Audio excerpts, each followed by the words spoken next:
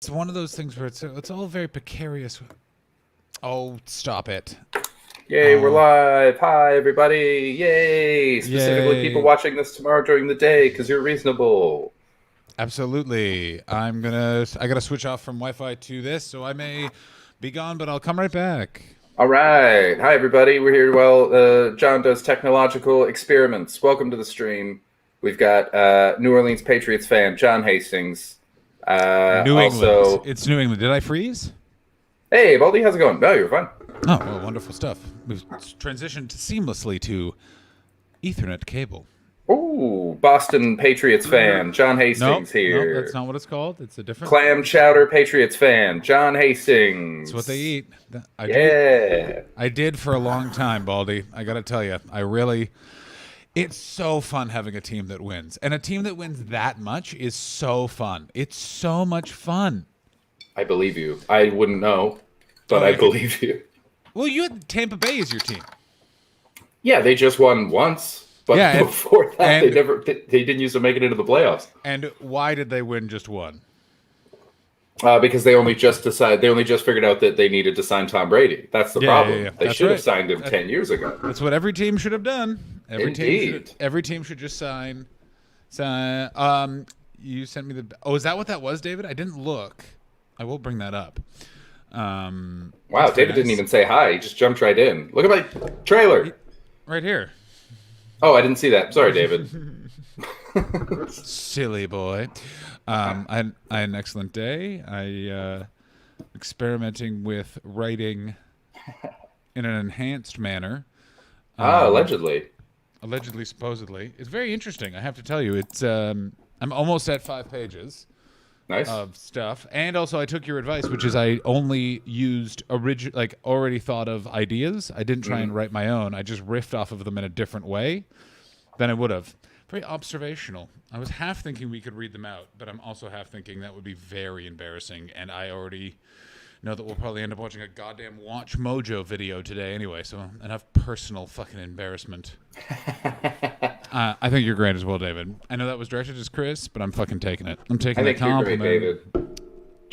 John's a fan of cheaters, so Certainly am. how Certainly great can he will. be? Why wouldn't you be? I mean, they're all cheaters, all right? The NFL is filled with cheaters, start to finish. What are you talking about? They're all just fine young men doing their best, I think playing by there's the rules. There's going to be a tell-all of that league one day, and it's going to be it's going to be a horror film from start to finish. Yeah. One day there will be like an NFL review podcast where they just go, Ooh, sex offender, violent. That was yeah. like during the Super Bowl when what's his goddamn name? The former Steelers receiver, incredible talent. Oh, the guy with the helmet that the Patriots signed, and then Tampa Bay signed him. Yes. Yeah. Antonio Brown. Thank you, Antonio Brown. He caught a touchdown during the Super Bowl, and I was like, I really wish that had been anyone else. Like I don't want to cheer for this asshole. It's like when Ignition remix by R. Kelly comes on the radio and you just start singing along. You're just like, god damn it, this is a jam, and I'm furious. I never had that problem. The closest I came was John Schaefer of Iced Earth, being involved on the January 6th. But all of my big musical legends, either you knew the darkness well before these times of revelation, or they're just nerds. Ah, yes. It's amazing to me Lemmy of Motorhead, just skated right by. Yeah, That guy but just doesn't look like he asked for consent, but as it turns out, very respectful man. okay. I was gonna ask, is it just that those nobody came forward because not enough people knew who Lemmy was by the time this was a big thing? You'd be surprised. A lot, Lemmy, if anything, has gotten more popular since he died. Motorhead's still one of those bands in the Iggy Pop vein, where it's sort of their. I mean, this is an accurate question. I don't know. And also hurtful. Gingerbeard Man 1, hurtful. Was very into flying video games. Yes, he was. He was just a big video gamer. That's the thing, is that all of my musical influences, I don't get affected. Well, Michael Jackson a bit, but I can live without Thriller. Yeah, I guess I thought that I'd miss it more than I did. I do miss PYT. That's a forever jam. But even R. Kelly, I'm not a huge R. Kelly fan. I've never owned an R. Kelly album, but Who has? but that Ignition song, that's like when I was bartending in clubs. That was it, man. That came on, and it didn't matter who you were. Everyone was dancing. That's a straight jam. Steve Mooney, welcome aboard. Steve Hello, Mooney. Steve Mooney. I think you were ill last time, weren't you? Or am I confusing you with D-Carp? Yeah, what the Anyways, hell? I hope you're healthy. I think it was decarb. Where's everyone coming in from? Interesting. I find it, now that I can see where all of the views are coming from, it's a very interesting interesting rate of where it comes from Twitch or versus Facebook and stuff like that. Your Twitch your Twitch viewers add much later than mine. It's very fascinating. Huh. Curious. There's the I want to ask you, we'll do this off air, but I want to find out how you're recording these. It just records straight. If you have the premium version of StreamYard, it just literally records it automatically. That's why. Okay, cool. I'll get the premium version then, because I've started doing my verses on here because it's so goddamn easy. It's so easy. It's also so weird. Easy. The one problem I will give StreamYard is and I've been wanting to talk about this since we basically started streaming every day for 5 days a week. Have you seen the StreamYard ads? No. Oh, there's this one where it's just like, why do I like StreamYard? Well, because Why do I go to Greendale? It's literally this. It's like Chris Brogan, and that's his name. His name is Chris Brogan. And he's a YouTube influencer, and he is Chris, you have a new sub. Yay! Thank you. Who's that? Who subbed? It didn't show up on my thing because it's stupid and a jerk. Yeah, you got to have the thingy open, which I also I now am remembering to do. It's from Isa Sam. Oh, I has a muffin. I has a muffin. A muffin. Thank you so much. Oh, damn. I know that guy. Thanks for the sub, big guy. Who is that guy? Don't say his name, but how do you know him? We basically grew up together. We went to high school. We had a terrible feud when we were very young. We hated each other, and we almost got into a fight in the gym during a dance class. And then, and now he's one of my best friends. I love him. What was the feud about? Hold on, I gotta take off a sweater. Tell me about a quick feud you've had. God, none of my feuds have been quick. I have one feud with a guy in I froze somehow. With a guy in Montreal that still is going on his part. Still hates my guts. Very much so. Pow.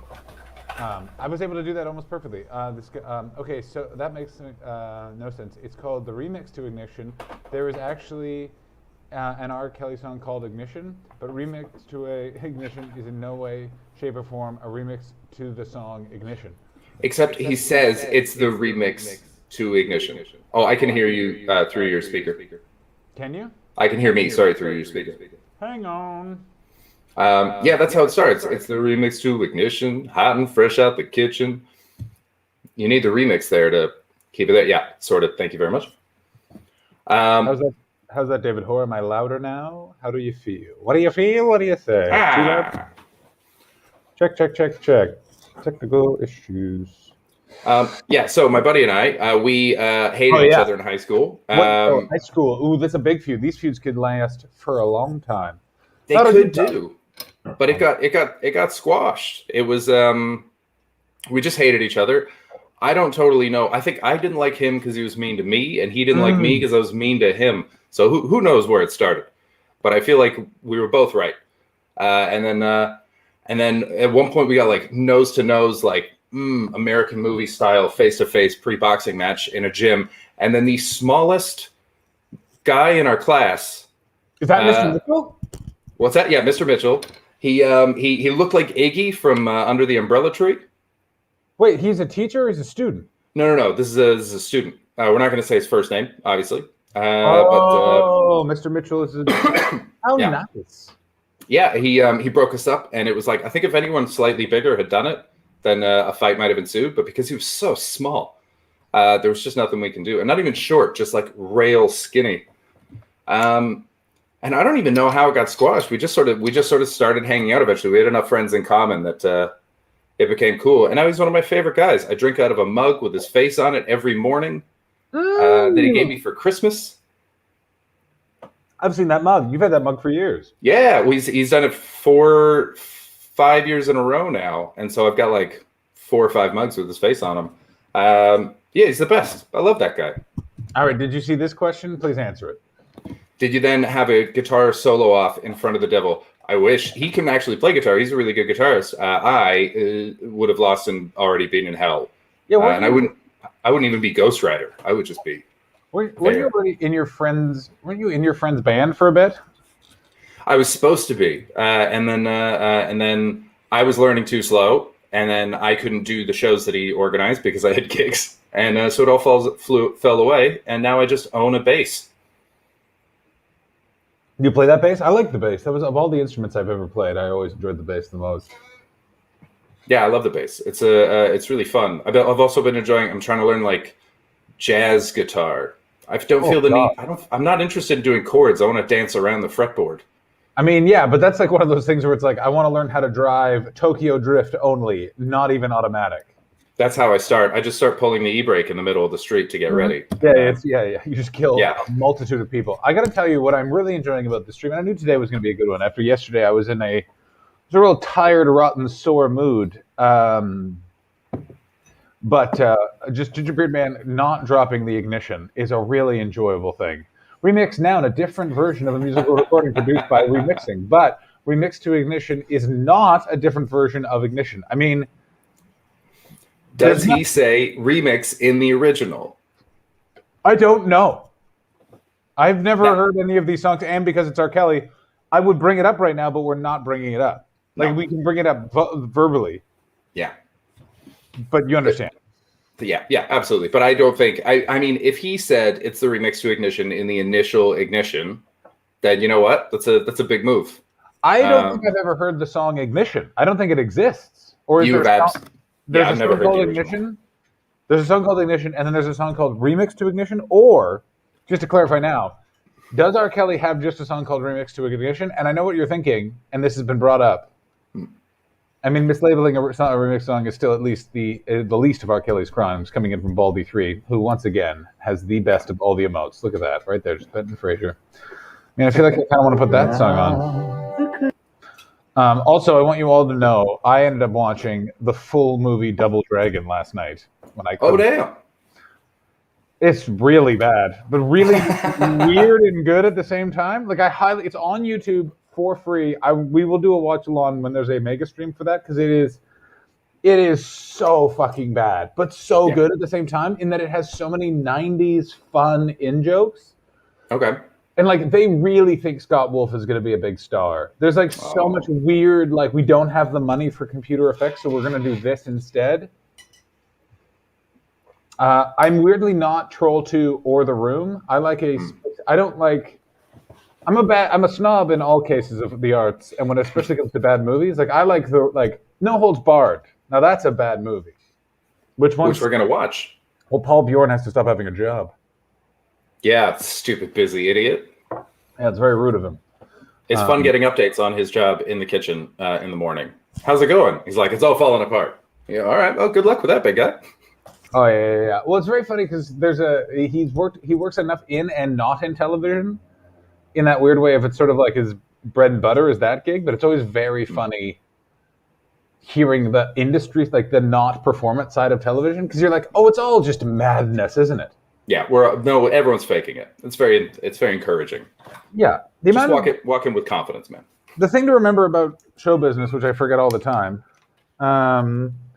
is that that so many people that are involved in very powerful positions just weren't good performers. That's the funniest thing. Yep. But that's always such a shame, because you'd hope that those are the ones like the one that I always think of is Chris Albrecht, who ran HBO for years. Bartender at the Melrose Improv. That's how we got into it. Yeah. And he started, well, actually, before that, he was in a comedy duo with, who was the guy that was Andy Kaufman's number 2? Bob Zamuda.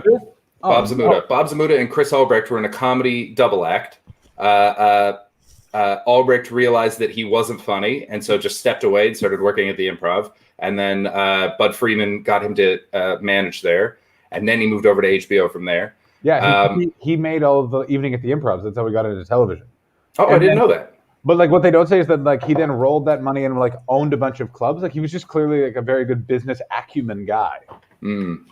But the beauty of Chris Albrecht is like, so he greenlit The Sopranos, Deadwood, basically like golden age HBO HBO Secretary. stuff. He's responsible for the appointment. He's responsible for, and this never has worked as stand-up, but it's such a good observation. He's responsible for all the shows that everyone goes, wait, you haven't seen, and then the first 3 to 4 seasons were great, and then they really rushed it towards the ending. That is, by the way, all of those shows. All of those shows, that's exactly the problem. Yeah, not just Game of Thrones. It's just, all right, so we got to go back to a Ginger Beard Man 1 update here. Okay. R. Kelly has a song called Ignition. He then has a song called Remix to Ignition. Now, my point is the remix to Ignition is, in fact, by definition, a remix of the song Ignition, despite its title. Wait, hold on. I got to read that again. Yeah, it's a song called Ignition. Yeah. Then has a song called Remix to Ignition. Very good. The song Remix to Ignition is, in fact, by definition, a remix of the song. Yep. I think we agree. Yeah. I feel like I'm missing something there. Oh, hang on. By definition, not a remix to the song. That's what we're missing. Okay, cool. Yeah, I was. I'm glad I wasn't wrong there. We'd have to listen to the songs to get it straight. We're not going to do that. So, Unfortunately, this one's going to remain unresolved. Gingerbeard Man. I disagree. Oh God, he's quoting. Oh, we're coming in hot today, ladies and gentlemen. We're having a good time. It's a good time. Ooh. In 2016 interview, Kelly claimed that he wrote the basis of Ignition Remix, including the main lyric of the refrain, approximately 5 years before he wrote the song called Ignition. So therefore, it cannot be a remix if it came before. He wrote the base, he wrote the foundation, but then when he finished it, it became a remix to Ignition. It's like when you write a joke and it starts out as its own joke, but then it becomes a tag within another joke. Yeah, maybe. Alex Watson, welcome aboard, Alex Watson. Hello, Alex. I see your point, but I still would say that it's unclear whether or not Ignition and Remix to Ignition. I still don't 100% believe that there was a song called Ignition. I think it's just different versions of Remix to Ignition. How about that shit? I hope he unremixed it. I hope he started with the remix and then brought it back down to earth, like an acoustic album. I like this. Despite the fact we are trying to understand what the fuck is going on with these R. Kelly songs, we all know that none of us are going to play the fucking songs. That's a fact. Absolutely. And I also, and I think this is an important thing, really enjoy the passion in which what is going on. I can't decide if I want to sing this is a tag to another joke to the tune of Remix. We're having fun today. Today, I've had 2 beet juices and a bunch of corn chips. It's going to get nuts, everybody. I just watched the first episode ever of The Muppets because it's up on Disney Plus. How the fuck is that? I don't know. So good. Still funny. Yeah. Still fun. The opening sketch, the first thing they did, they had Rita Moreno on, and it was there were no words to it. It was her dancing and through dance, beating up this dude with like a stool. It was great. Here's my question. Is Salvador Dali on the Muppet Show, or did I make that up? Yeah, he must have shown up there. That's exactly his kind of thing. Him and Jim Henson would have a lot to talk about. Do you know the story of Salvador Dali writing a movie with the Marx Brothers? No? Go on. So, like late in the Marx Brothers' life, someone reached out to someone, and anyway, Salvador Dali and the Marx Brothers ended up writing a movie, or one of the Marx Brothers, maybe just Groucho. Okay. Either way, it was very difficult because they thought Salvador Dali spoke English, and he just showed up and he only spoke Spanish. He did speak English, though. Until they finished writing the script, and then he started speaking in English, and they were like, what the fuck? And he explained, I like to work in chaos.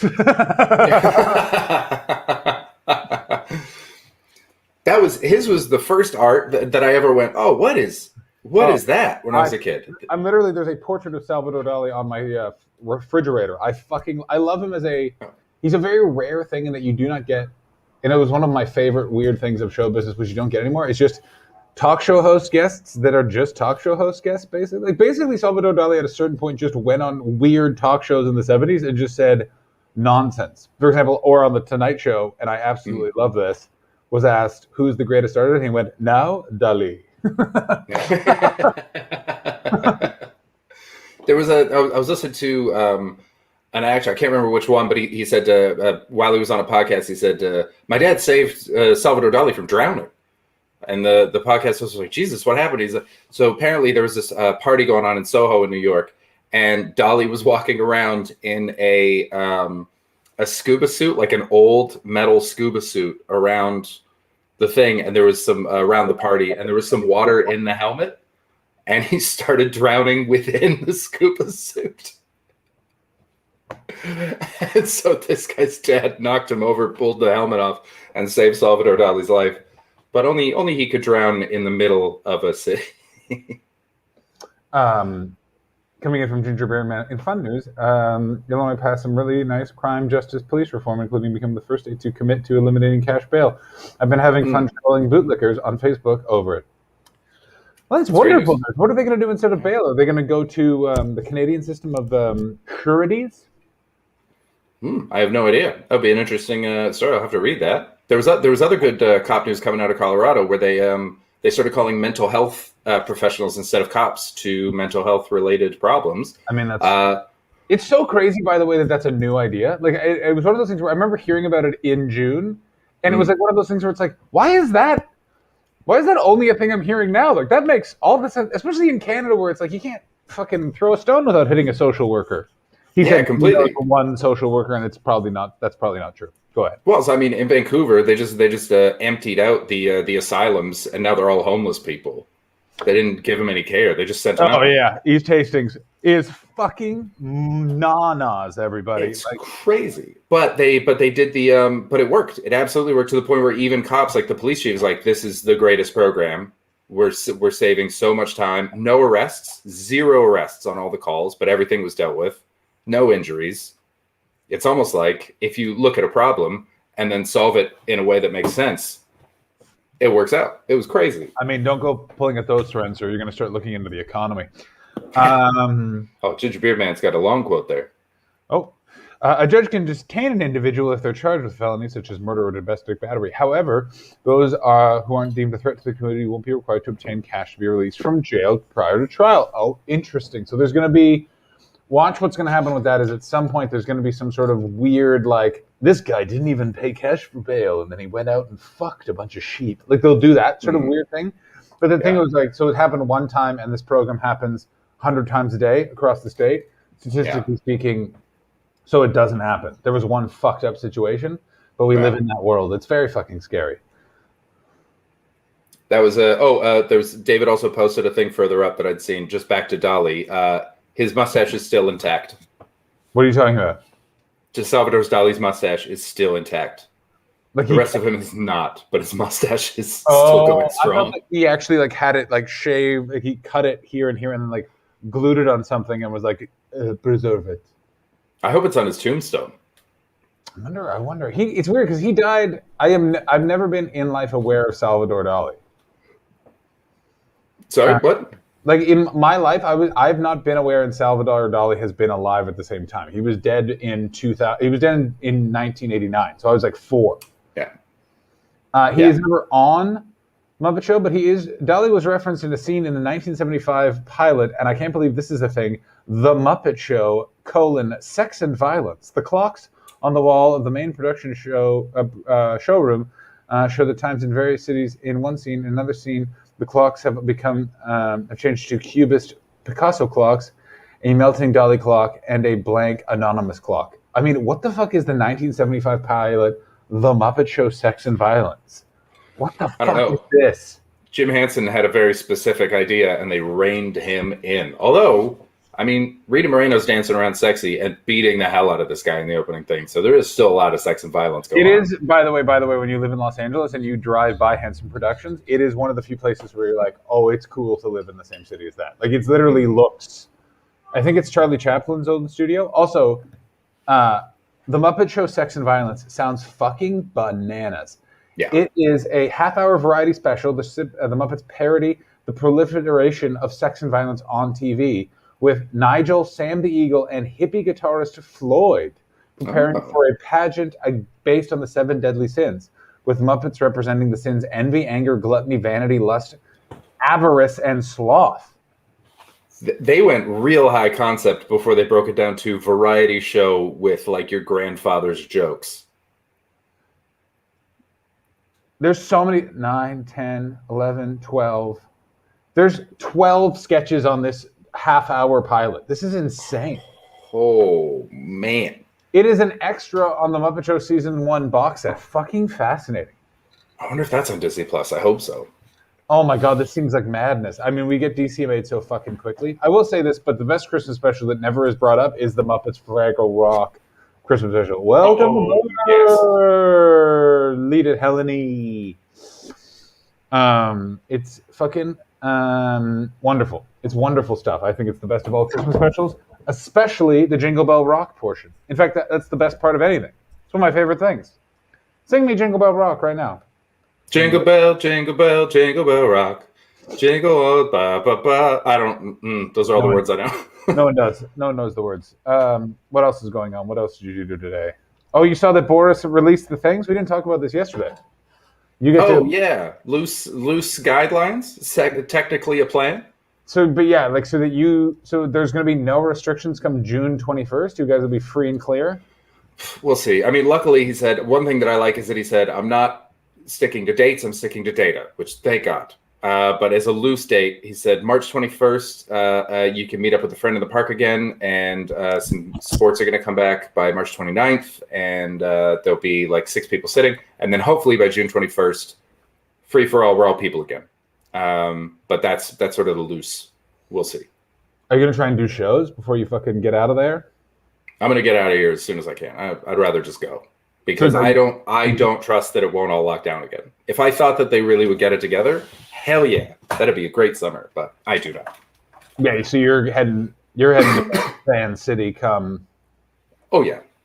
As soon as if my wife and I get vaccines, we're fucking out of here.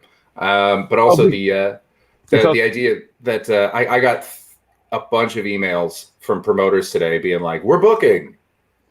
As soon as the announcement came out, it was like, shows June 22nd. Let's go. Let's get back to it. And I love their optimism. I love it, but I've been hurt too many times in the past. I had this thought as well. I'm a little kind of like, because my problem is also I got to wait for them to approve visas again before I can come. I don't have that sweet 2 passports. Because that's the thing. You can spend 2 weeks in this house, though. You just show up. Oh, it's actually like even an entrance visa at all. Yeah, just to work. That's the thing is I don't want to. They're not going to like. Why are you going over? I just spent 2 weeks in that. Yeah, no, quarantining isn't a problem. It's the actually getting work and being able to do the work legally. You know what I'm saying? Yeah, absolutely. But if not, my hope is by the fall I can maybe think about hopping over. I'm thinking about shooting some emails off and just being like, can we tentatively, if I say, can we look at this and pencil in these days? Is what my thought is. Yeah, I mean, even you will never find an easier time to replace a comedian than when this comes back. Yeah, everyone's going to be starving for gigs. So. Well, this is my thought. I'm just sort of 6 of what, half a dozen of the othering it. It's also like I think I could reach out to sort of the main guys. Mm-hmm. To the big boys? To the big boys. My other concern is also like if I really want to go do the big boys, if I haven't done comedy properly, I guess no one really has. No one has. And they haven't seen anything good in so long, so they're going to be the hottest crowd of the world. That's going to be the easiest time to do stand-up since the early 80s. Yeah, that's true. People are just going to be dying like they've never seen it before. You can go up there and you can do black box material. They're gonna just be crying. Why don't they make the black box out of what they make out of the plane? Who wants to hear people screaming on a recording? Oh no. Is that if that it is according to Bourne's fucking jock? If that pre-twatted pinata told me that the sky was blue, I have to. Right? You got to double check. Steve Mooney coming in with the absolutely delicious pre-twatted pinata. Have you bother ever do Zoom shows? Have you both ever done Zoom shows? Yeah. I can't. You should do it, Jimmy. That's going to be my new character. I have been doing a bunch of Zoom shows. I'm doing one on March 6th. I'm doing one tomorrow. Oh. at like 4 in the morning UK time. So don't come to that. Oh yeah, that'll be bad. I'm gonna email rumors. I want to do rumors. I saw Dylan's doing that soon too. I'm gonna send them a message. Be like, howdy. But 8 p.m. on the East Coast is so late for you. No, 8 p.m. on the East Coast is now. 100% correct. Yeah, it's 1 in the morning. Yeah. No, it's 7, 12:30. So it'll be 1 a.m. Yeah, that's not bad. I can do that.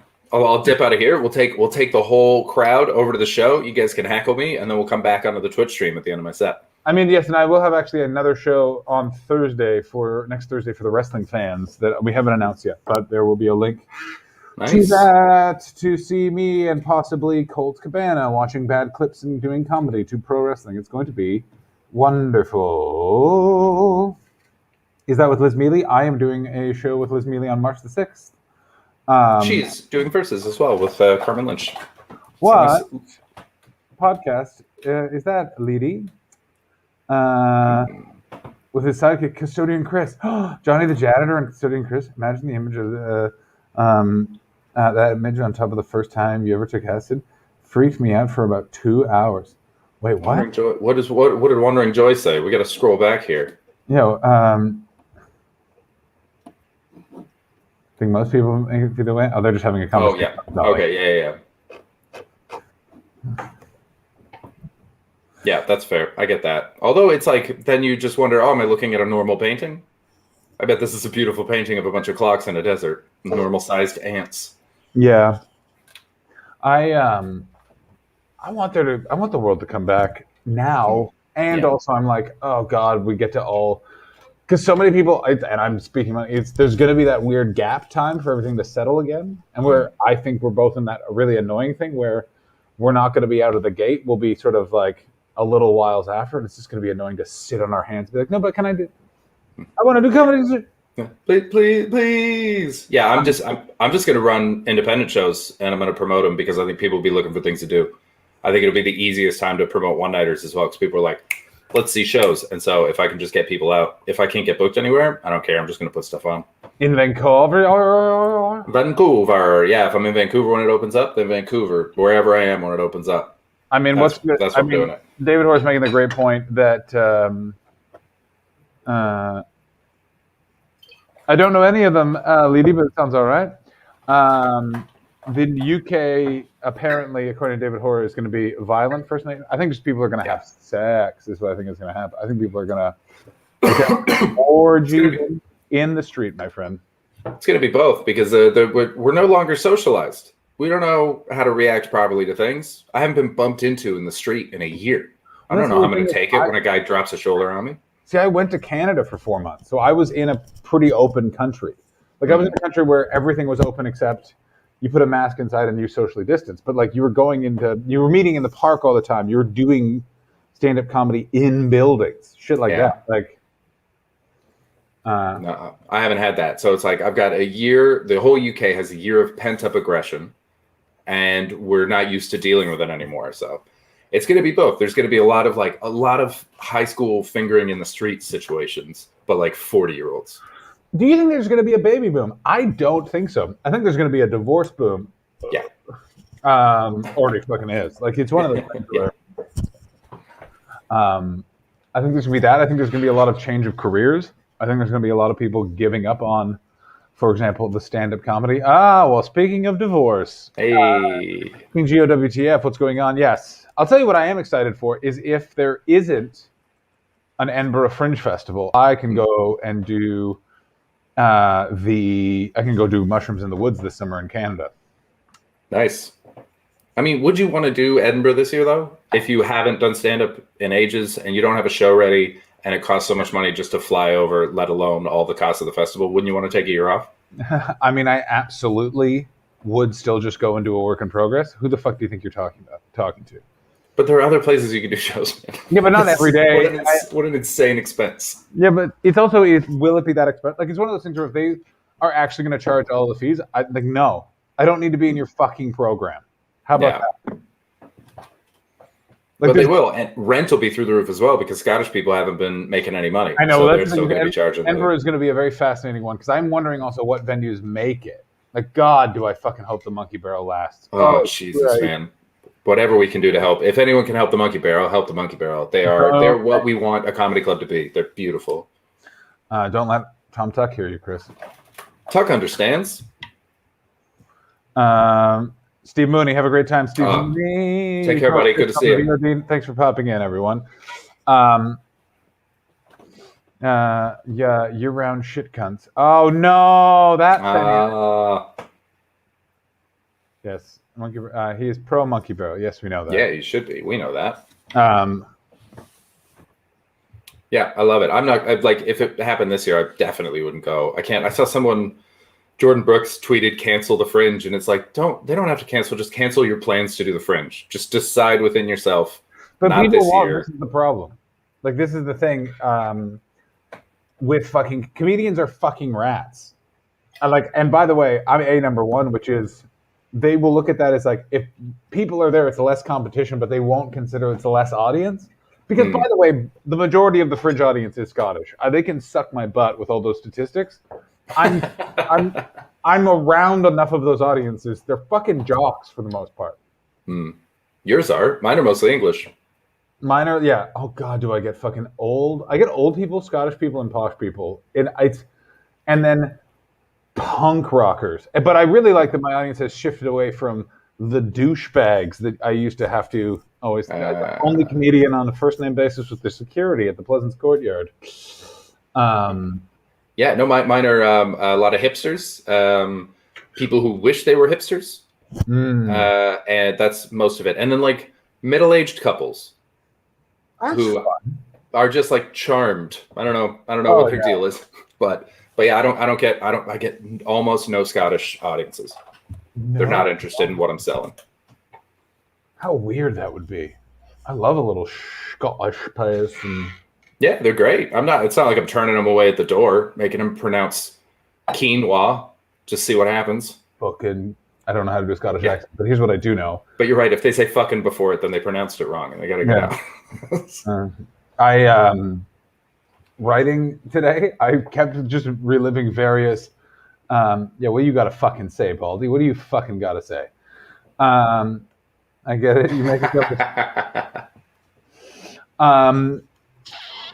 I kept just visioning myself saying the stuff that I was writing as if I was doing a fucking Watch Mojo video, and that was really fucking off-putting for my creative process. That really made me cut through some crap. I got to tell you that much for free. I don't think we need that.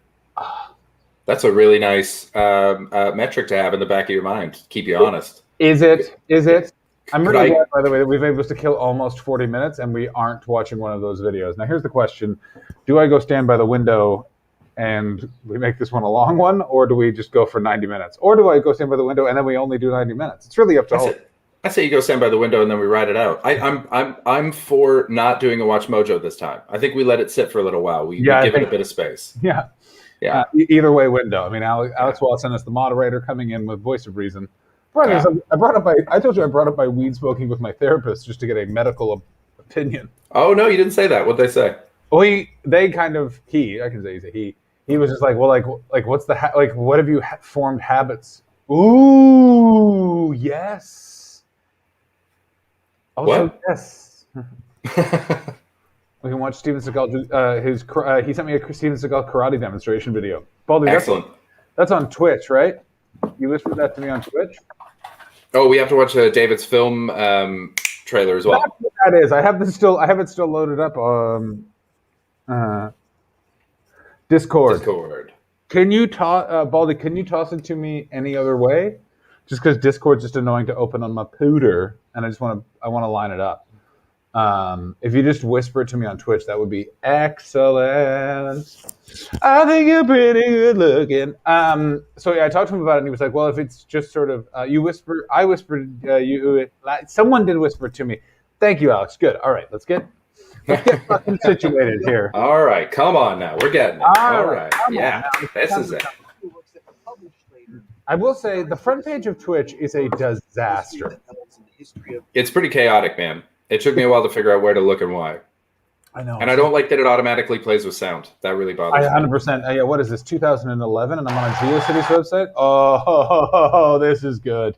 I mean, I've literally seen less than a second, and this is wonderful stuff. No. We're not. Oh, this is really. I mean, I've yet to even see a. I'm very pleased. So yeah, I talked to him, and he's like, sort of basically got to like, well, it's kind of a crutch, but maybe it's all right. I need a crutch right now, and he's like, yeah, that's fine. And then he's like, have you been addicted to anything? And I said, just cigarettes. And I was like, but it's very different. I don't feel like I'm hiding behind anything. Yeah.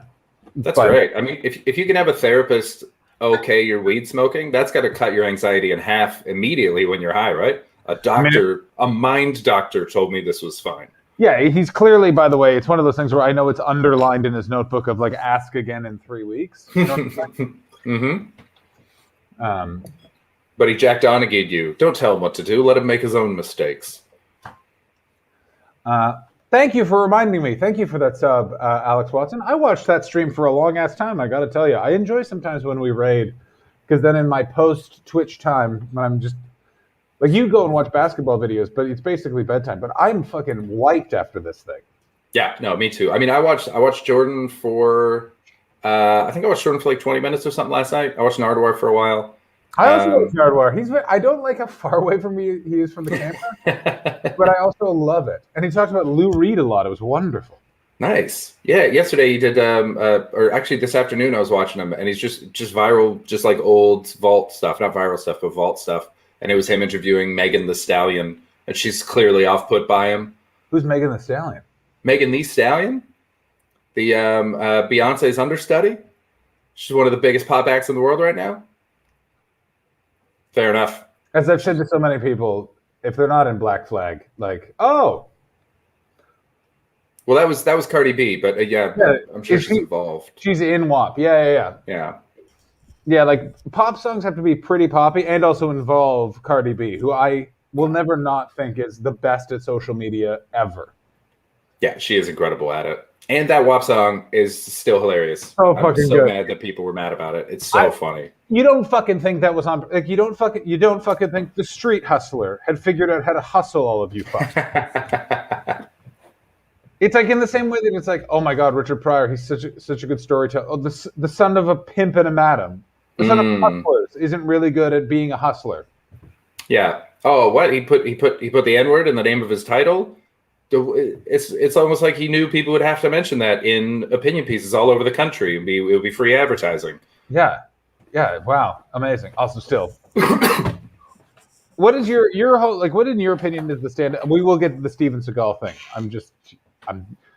I felt very bad about yesterday's stream just because I was so fucking not feeling it. I was just tired or whatever. Thank God for Andrew in those tournaments, by the way. Oh man, saved the whole stream. I felt like I was sort of in a sour mood as well. So it was like, this guy's popping. I think that was a bit of the problem. It was a good, because I was like, come on, Andrew, let's fucking go in my head. And then we came in, it was just like fucking lightning.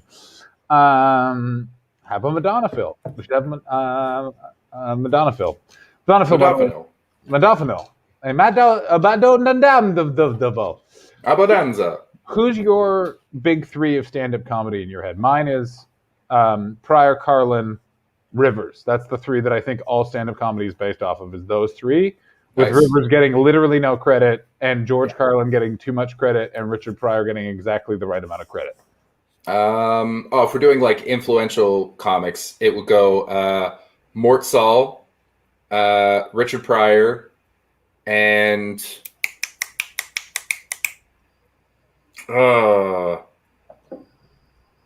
Steve Martin.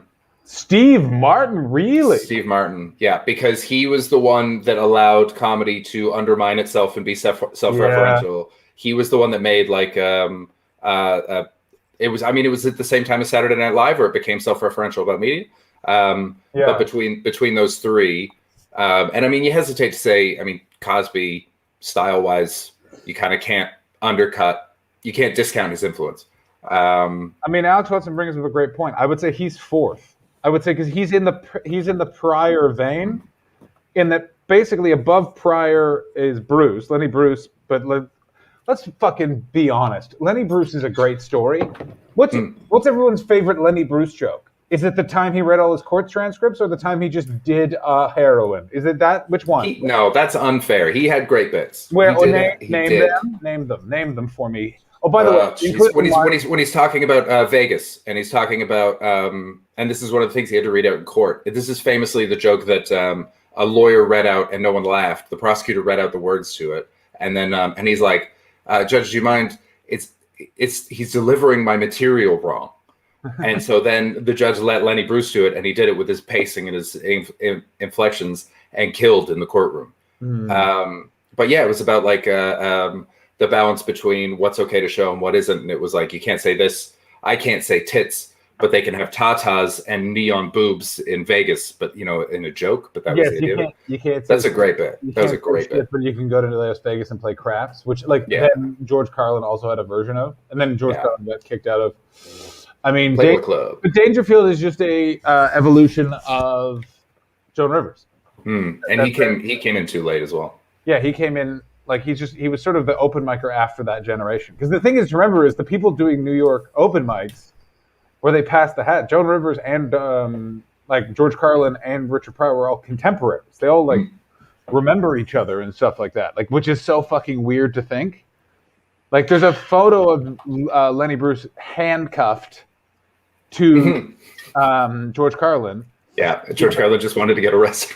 With oh, fuck off, Sam Kinison. Fuck off. No. Yeah. I mean, yeah, fuck that.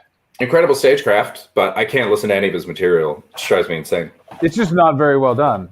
I hilariously think that Andrew Dice Clay is more unintentionally artistic. The Day the Laughter Died is fucking fascinating. Like, it's remarkable. So weird, and that it's that, like, but it's also it's interesting we're talking about Salvador Dali, but it's in that Salvador Dali vein where it's kind of like that's a very interesting story. Living through the set of The Day the Laughter Died would be fucking horrible. Imagine just being like a bartender there, so you can't even leave. You just have to be in the room. There's no smartphones at the time. There's nothing to distract you.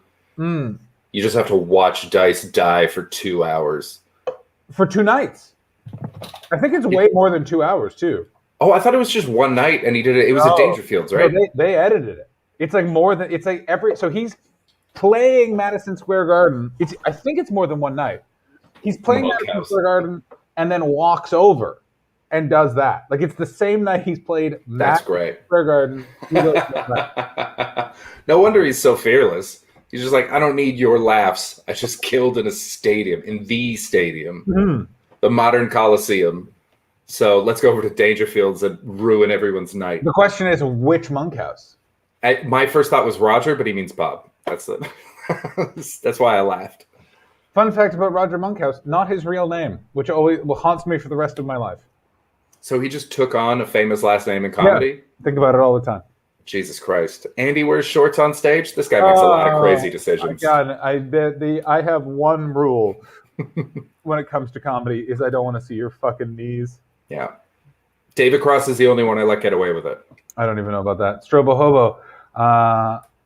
I don't know if he's top 5, but comics try to do the Bill. Oh, absolutely wonderful. New comics do.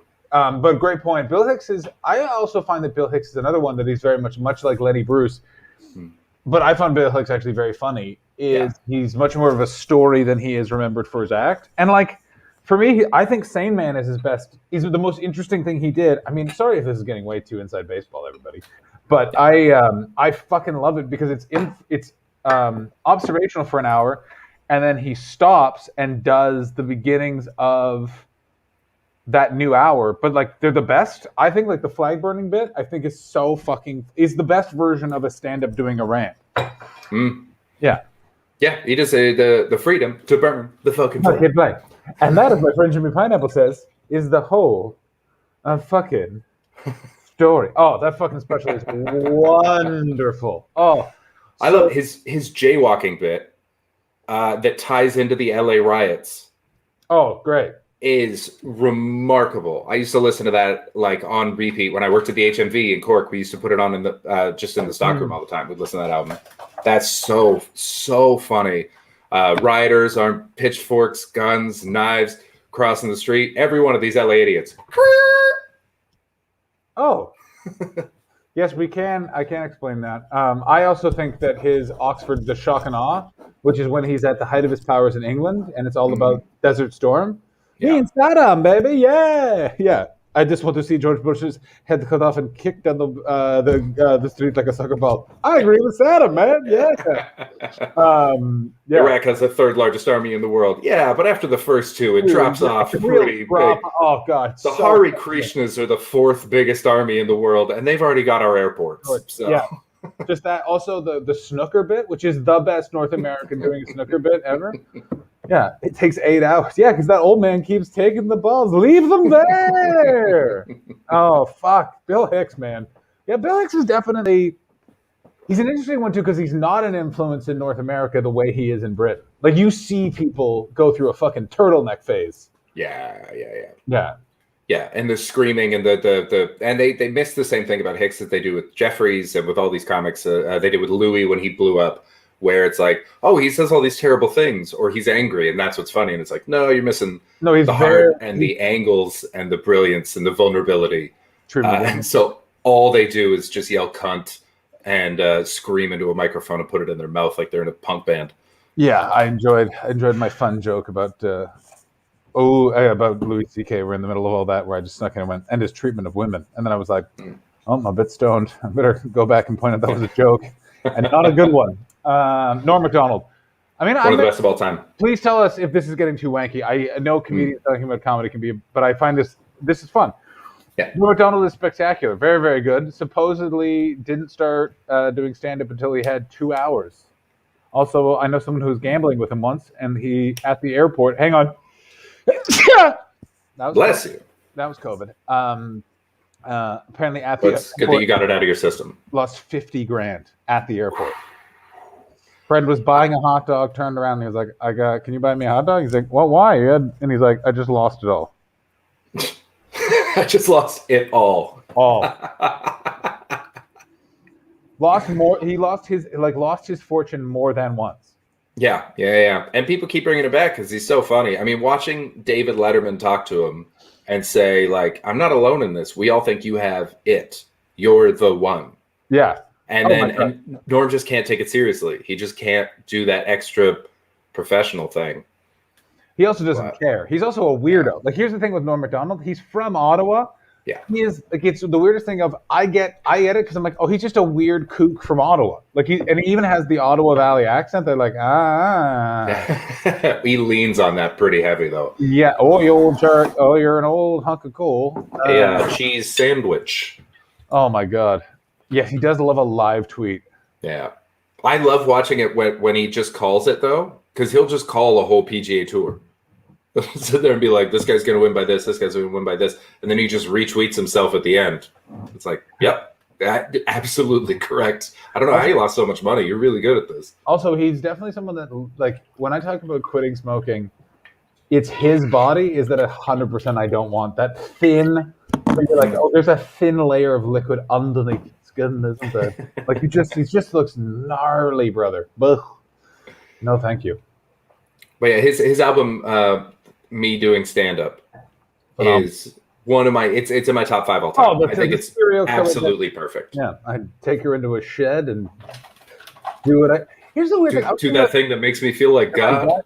Do you remember, like, it was up until about 2014 where stand-up specials were really fun to watch, and then something has happened.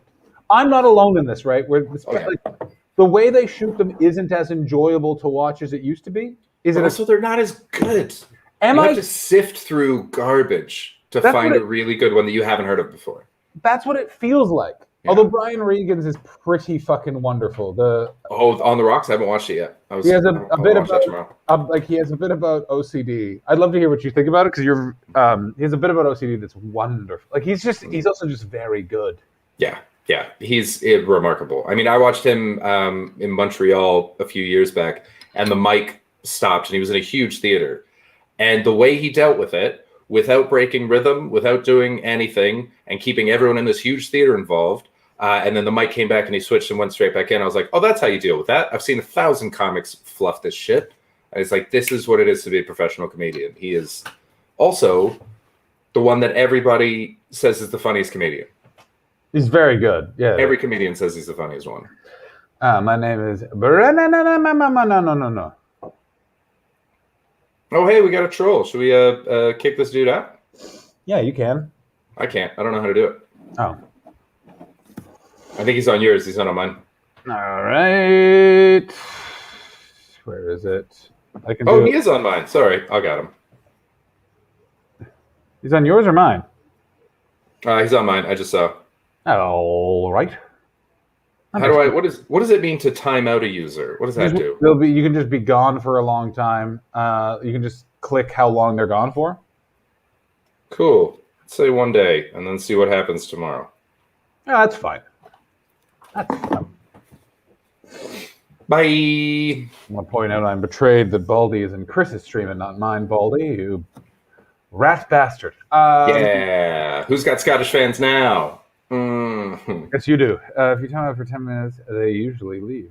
Banned. Sorry, dropped the ball. Oh, no worries. No worries at all, Alex. You have. It's all good. Yeah, we're all learning together, and it's still fun. Jim Norton, as a stand-up comedian, is fine as part of the Opie and Anthony show. And Chris will know this only because I talked to his wife about it almost exclusively, because both of us are giant Opie and Anthony fans. In that show in the heyday is. When he does Josh Go Lightly, which you can look up, is one of the fucking funniest things I'm double teaming you. No! We will get to the Leary thing I haven't forgotten.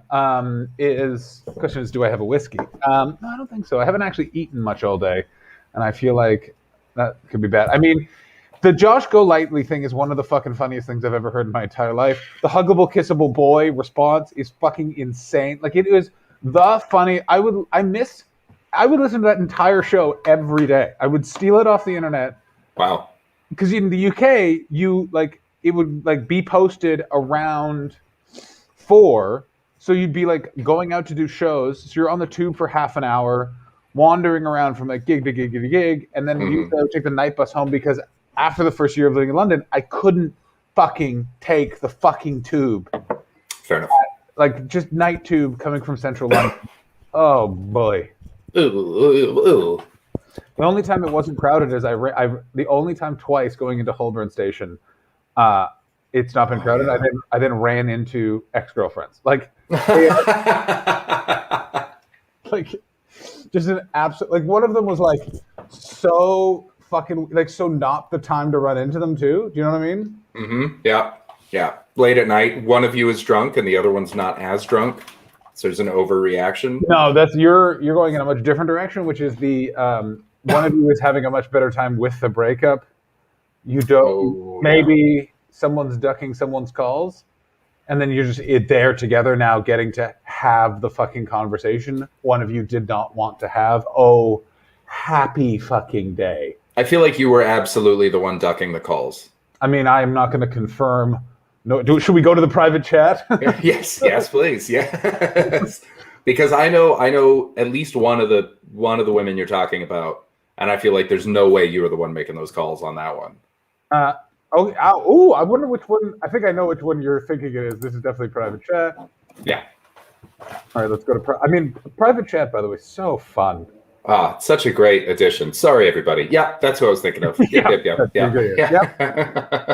Big reason I want to bring that up. Just don't need to hear from that. Nope. Even at the time, I remember that look in your eyes. You're like, I'm not sure what I'm doing. I'm not sure either, buddy. Oh, yeah. It's a big thing. You got to be in a relationship where you realize, oh, no, it's not about being in a relationship. It's that you want to be in the relationship with the person, not relationship. Do I have Yeah. It's looking really good in your hand. That's the problem. It's so smooth and refreshing. And I have Bullet and I have Maker's Mark because I'm an adult.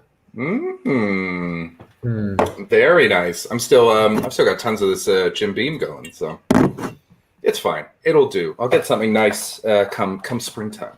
We'll celebrate. I mean, I miss because I had an open door policy with my place. If I'm not in the city, I would just leave my keys with a neighbor, and people could just crash here in the pre-COVID times. And it was the best because I ended up with so much booze. Oh yeah, gifts. Gifts. People also, because it's got a great roof, party roof. Have some people over hanging out, nice. But no, because we're all adults, people bring the booze and then just leave it there. Yep. Oh, it's wonderful stuff. Sorry. I remember when I was in Vancouver last year, a friend of mine, thank God, because I've been in hotels and on couches for 2 months. He just had a spare apartment because he and his girlfriend had broken up, and then they got back together, but he'd already signed a lease on a place on Main in Vancouver. And so he's like, just take the keys, just stay there. And so I had this place for 2 weeks while I was doing shows. I had an apartment to myself. It was amazing. Oh. And at the end, I got him a bottle of Basil Hayden bourbon, which is just one of my favorites. Fantastic bourbon. And the look on his face when I handed it over to him was like, this is why we do this. Wait, do I have it? I think I even have tonic. I think I could even make a gin and tonic. Do I want a gin and tonic? Because I have it. I do still have Emma Watson's gin.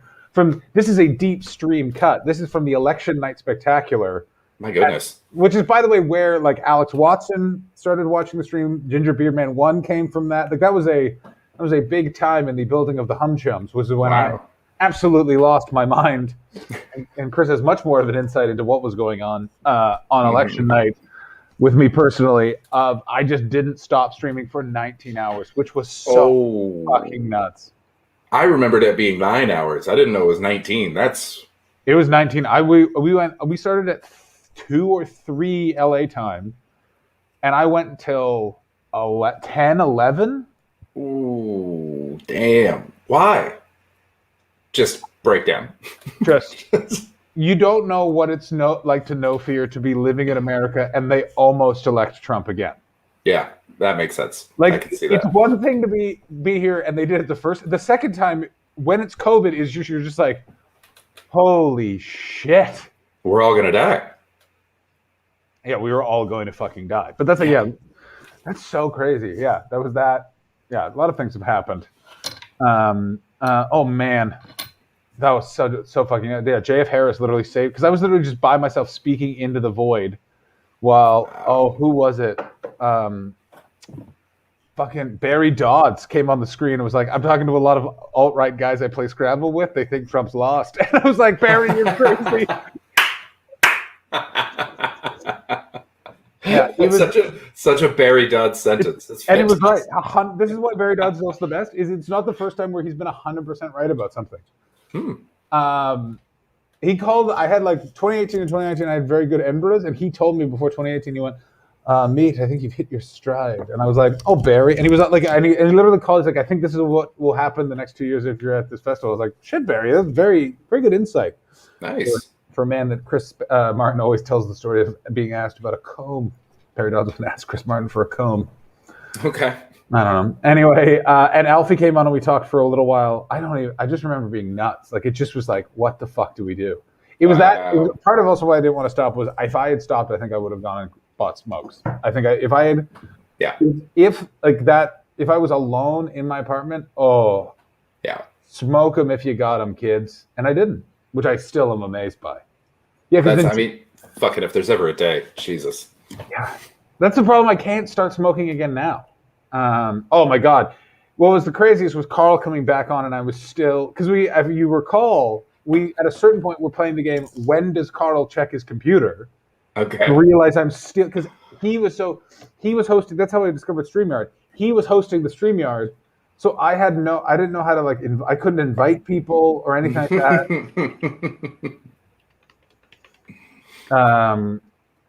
I mean, how long before that stream did you quit? Smoking. Less than a month. It was less than a month. Oh, wow. Less than a month. Yeah. I remember, King Geo, I remember when you went to bed, because you wrote, "I am drunk," either to me in a text. Yeah, I mean, hilariously, I also remember it being half an hour. It was 5 hours in. Chris left, and then it rolled to Alfie, and then Alfie, and then me and JF went straight through the night. It's now deleted. I wish I had saved that actually, but it was fucking long. Jesus Christ. No, it was 5. He had done. I remember because it was not. It was solidly like 8 p.m. on the West Coast. Chris did 5 hours with. Yeah, he did 5 hours because it was Carl, and Chris, and Carl was dead by the end of it. Like, because it was starting at 8 hours. So it was starting at 11, and he had a newborn at the time. Ooh. And we went straight through crew. Damn. Alfie at a certain point was just streaming my coverage. Carl stayed longer than Chris. No, he didn't. Carl came back, and then Chris never came back. Chris was the only one. Everyone else was just checking in on the chat. Chris was the one calling me genuinely concerned. Oh, that's nice. Yeah, I still feel it's weird that I forgot to ask you to do it. But what did you do for Trump's election day? Watched it. I don't know. Nothing major. I just sort of I tuned in every now and then just to get updates, and then went about my life. Nothing serious. It was I remember when he lost. I found out before Sadaf when that was called, and I came in, and the relief when I told her that went over her whole body was like, it's like she'd been just carrying attention in her back because of that asshole for 4 years. I can't describe to you how crazy it was. So it's in LA, and I just start hearing faint car horns. And I'm like, that's one of two things. And I open up, and before I open up CNN, Chris Martin just called. No, either Chris Martin texted or called and just went, Biden won. And it was literally just like, holy shit, everybody. Like, I remember I called JF and I had a long conversation. And like got fucking so excited, and then me, Chris Martin's wife Hannah, all went and got drunk in the middle of the road. Nice. On Sunset, like literally, it was so nuts. It was like they beat the Japanese, baby. So am I switching from tea to whiskey and smoking some weed? Allegedly, yeah. I mean, I'm gonna go to my window. Everybody, behold the window. I mean, I keep trying to figure out how to move this setup so I could smoke it, because there's a window right here, allegedly, supposedly. Yeah, do I? I already smoked some at 11 this morning. Fuck it, I'm definitely gonna do it. All right, there you go. Oh, I want to like stay on the stream though. I don't know why I'm having. Like I'm supposed to say, I'm having fun for the first. Like it was just a bit of a time for both of us. It's still a fine episode. Yeah. I still don't know what this is. It's also going to be weird when this is a podcast. Just people taking breaks in the middle of it. Oh God, I'm getting deja vu for smoking. Looking at that window. God damn. I know. I can tell you like the fresh, wet smell he's got going on. Like there's a bunch of old cigarettes right there. Is that house being built across the way? Is that finished yet? Yeah, nothing's being built across the way. Scaffolding's all down. They're all set. That house is done. Everything's done. It's all done. Yeah, because that has to have been 2 years since I've been in that house. Yeah, that sounds right. Yeah. No, this neighborhood's finished. It's pretty now, and so everyone's selling again because they're flipping them. So God fucking bless you, Moss. God fucking bless him. Yeah, I don't know where the hell we'd be living. We'd be in Leicester right now. We would have had to hop in the car share. You'd be in Leicester? No, not Leicester. Why Leicester? Go to Manchester. Because I assume it's cheap. That's why. But Manchester's cheap. Scotland's still relatively cheap. Baldy, confirm, deny? Yeah, Baldy, confirm, deny. I mean, if we went to like Dumfries or something. Oh, don't fucking do that. That place. Okay. Oban. I wish I was in Oban right now. That's the perfect place to weather this out. I don't even know what that is. It's just a great, like, it's they make an amazing sketch. B, it's a great little seaside town. Some of the best fish and chips I've ever had. They make a great sketch. Is that what you said? Scotch. Oban Scotch. Oban. I went there for a friend of mine's bachelor party 7 years ago, and haven't thought about it every year since. That's where I always plan on going at the end of the Fringe, and then just come home because I'm too tired. I will say, I've said it before, staying in Edinburgh a week after the Fringe is so fucking nice. I do literally just eat at that curry house that's on Nicholson Square like 4 times and just watch so many bad movies, but you're just so relaxed. Like you don't know it feels like you defeated something when you can walk you're like the gilded balloon is down and you're just walking through Bristol Square. Oh, it's fucking great. I remember one time I came back because I was doing the stand 2 weeks after the Fringe ended. And when I got there, I went into City Cafe for a coffee, and I went downstairs into the bathrooms. And when I went in, all the posters were still up on the wall, and I almost had an anxiety attack. Oh yeah, no, you have to kind of come down easy. All right, but when I came back out, they were gone. Someone had taken the posters off while I took a piss, and the sheer relief it was almost better that they'd been there. Ooh. All right, I'm getting a whiskey, and I'm gonna go stand by the window, and I'm gonna have a pee, and then we're gonna keep going. Here's the plan. Oh yeah, this is the plan. We'll rate retreat places where you would go. So you got Oban, Scotland. We're going to talk about Dennis Leary's appealing to Irish people, according to Alex Watson. Then we're going to watch these videos. And then that should be enough stream, theoretically. But we'll find out together. Stay right there, Chris. Man the stream. Hooray! Hi everybody. I'm Nardwar. I'm too far away from the stream. How are you? Welcome. We're going to go into the vault. Don't pee out the window. Are you talking to me or him? Because this is a pretty high... I appreciate that you think it's that long, but that's just not an option for me. Oh, King Geo, Special Distillers Edition. Man, Oban is just... They do it right. It's a nice, it's a nice smooth. It's not too peaty. It's not too light. Just fits right in the middle. You just... I absolutely love it. What do we got here? He said he was going to the window and pee. Gotcha. I'm only ever half listening to him, you know? This is great. What do you guys want to talk about? Like I said, I didn't do much. I watched the Muppets. Thank you very much, Baldy, for telling me that it was on. Oh, geez, what a wonderful thing.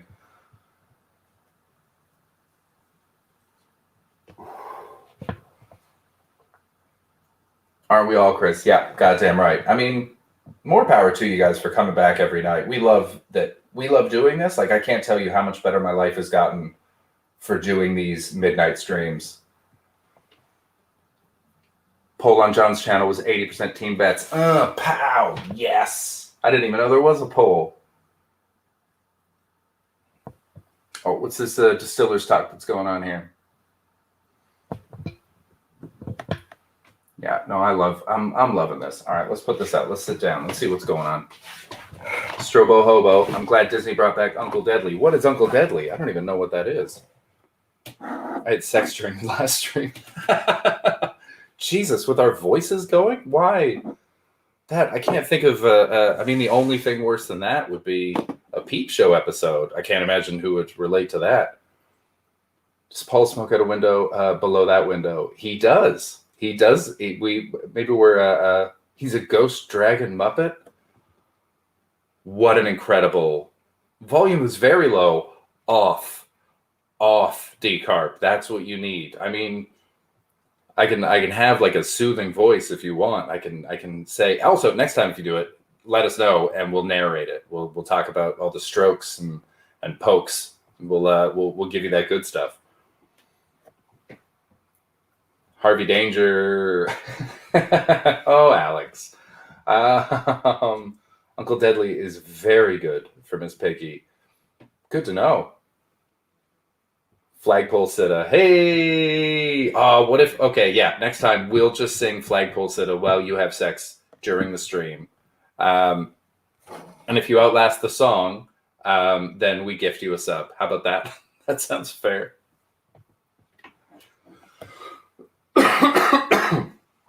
Oh, my goodness. Jesus Christ, look at me. I haven't been outside in so long, and I'm so pale. I tan like I'm from the Mediterranean. My mom's from Dublin, my dad's from Manchester, and I tan like they're both from Turkey.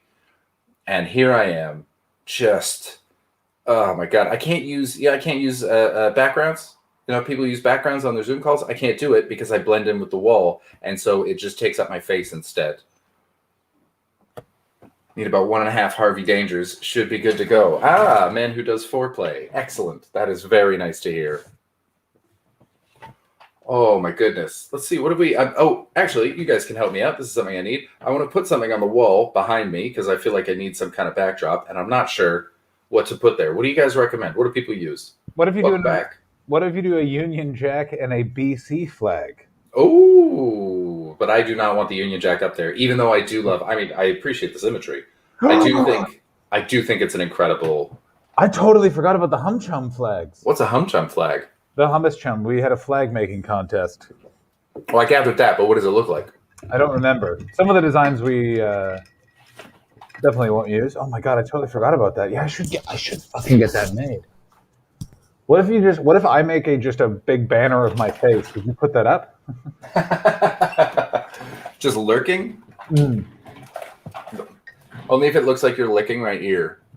Can you get the Newfoundland tricolor, which I think I may also buy? It's the ugliest flag in the world. That's the Irish one with the pink, right? Mm-hmm. Oh, it's gross. Yeah. Also, by the way, I went with a lovely Maker's Mark on the rocks. I gotta tell you, can't beat a bourbon. It's so nice. Yeah, man. It's so much better than all scotches. That's the thing with it. Well, that's wrong, but it is excellent. Every scotch is not as good as. And by the way, Baldy, I know you're in the fucking chat. Bring it the fuck on. All right. I remember the Leary thing. What was the thing before Leary? Oh, getaway location. So you got Oban, Scotland. All right, are we going to go in getaways in each continent that we've lived in? Yeah, sure. So what continents have you lived in? You lived in 2? Europe, Asia, North America. Ooh, you get an Asia. Mm-hmm. All right, so let's go. Your European getaway is Oban. Yeah. Yeah, 100%. It's just this tiny little fishing village. It's beautiful. Either that or Aberystwyth. I really like Aberystwyth. What about you? UK getaway is fucking tough. Yeah, definitely not Bali, Alex. That's very.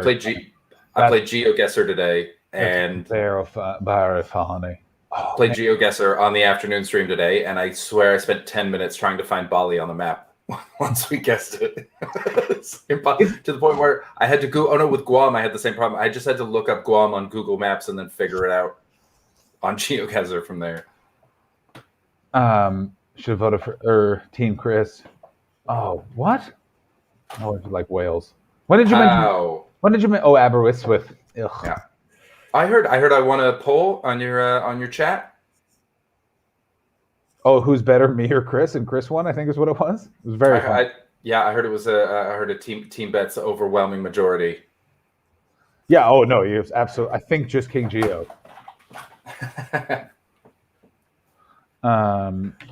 It was the only one. Ooh, I'm still the UK one is up because I'm like, my retreat can't be Glasgow, but like it's like if all things being equal, I would have a spot like central Glasgow, like in the city center of Glasgow. But I go rural Scotland somewhere, like in the Highlands, deep, nowhere, like wood fucking cabin in the woods. Nice. No, 100% wrong. 100% wrong. My getaway is Machynlleth in Wales. I can't believe I would actually run away to Wales in this case. It's 100% where I would need to be. It's a quaint as fuck little town, but like it's got enough roads and angles where you know what I mean? Yeah, no beach though. I need a beach. I need ocean. If I'm really gonna get away, I need the soothing sounds of Poseidon. You're 100% right. Oh, this is a real pickle. I'll tell you what. I didn't think this was gonna take this long. I'm gonna turn this phone off. But Wales actually is fucking badass as a getaway. Yeah, man. It's beautiful. It's remote. The people are nice. It's cheap. King Geo, I know your dad loves Wales. My God, so many of my Facebook memories are going through just posting about going to do a gig in Wales, and one of the like the first person that liked it is like Alan. almost. Alan Geo. Alan. Oh, Alex, what's a booting flag? Say, are you going to go with Machynlleth? Are you going to? Yeah, I'm going to. Yeah, I'm going to have to go with Machynlleth. I think, but the ocean—that's a real problem for me. Yeah, you got to have some water there. I can't unwind unless there's like a body of water there. The amount of time I've spent more time before this last year, I think I spent more time next to the Thames in London than I have in this house. Yeah. Regret Machynlleth. But I'm going to make up for it with my retreat in Australia and, of course, my North American retreat. Go ahead. Do you have your North American one? No. What's yours? I'll think about it. Mine would be the Outaouais, sort of northeastern or northwestern Quebec, right over the cross from the Ottawa side, about 90 minutes up the highway, go into them woods because there's shitloads of lakes, a bunch of hills, excellent things to hide. Basically, what I would go take over my old summer camp in the. If I had all this money at my disposal, because it's the perfect level of property and all that sort of stuff. But yes, I would go there. Oh, yeah, I know exactly where I would go. Telegraph Harbor in the Gulf Islands. Ooh. Yeah, it's there's, if that's the one I'm thinking of, I can see it, and like I remember because there was a wood there's a wood cabin store right by the port. I'd go on, like, I'd sail there. Ooh. And then there's this little thing, and then there was a horseshoes thing, just sand and some rods out for playing horseshoes. There was a tetherball thing. There's good fishing, good crabbing, and like no town. There's just no town there. There's just a store, and they fly in supplies. And yeah, that would be my North American one. It's beautiful. It was so good that even as a little kid with nothing to do there, it was my favorite place to go in summer vacation. I'm surprised I went with that one and not somewhere actually warm, because I went, North America. I could have stayed in America. I may actually. Are we allowed changes? Yeah, of course. I'm going to go Jerome, Arizona. What am I talking about? Damn. Yeah, Jerome, Arizona. I've never even heard of that. What is a Jerome, Arizona? Jerome, Arizona is a small artist colony on top of an old mining mountain. And I think population 18 or 20. Maynard from Tool has lived there. Like there's certain spaces that are only for rent for a certain amount of time. Super weird artist hippie colony in the desert. I would go there. Arizona desert. Okay. Absolutely. Good call. Nice. I mean, again, no water, so I'm not coming, but that's a fucking great idea. Desert, you get yourself one of them cowboy pounds, which is just a big cowboy pounds. Is that like an above ground pool? Yeah, but cowboy.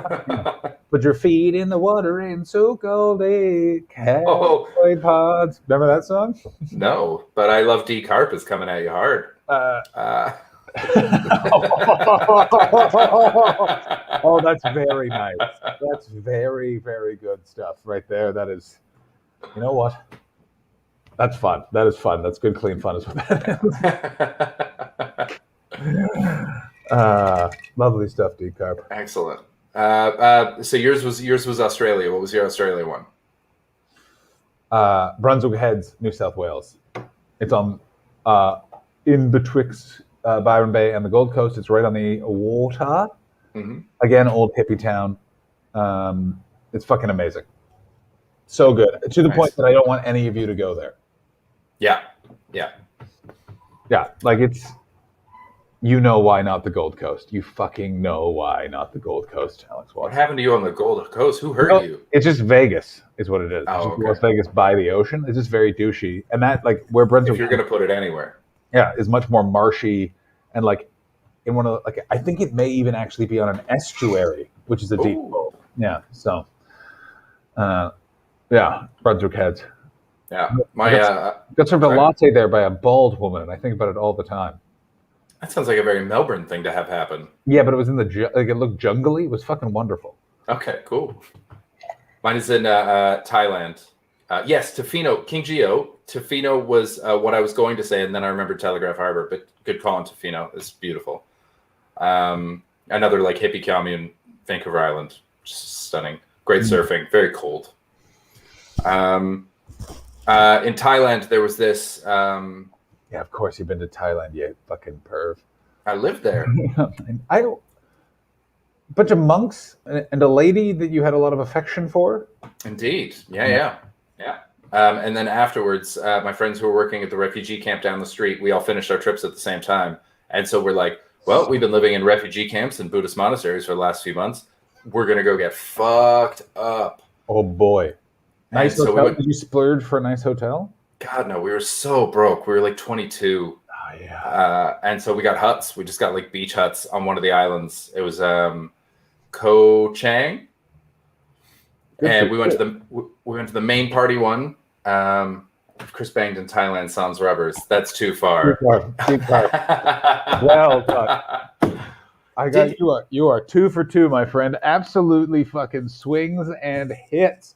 This guy's killing it. I mean, it'd be a real shame if that became a stream elements of some description. Just travel. Is there a way to make a stream elements where you just put any location and then it's what Decarb said? Is there a way to do that? If Chris banged an X, that's too far. Yes.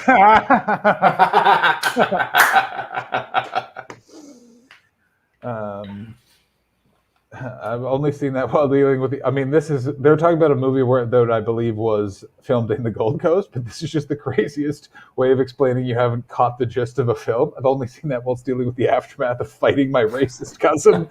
Oh, that's wonderful. That's wonderful, wonderful stuff.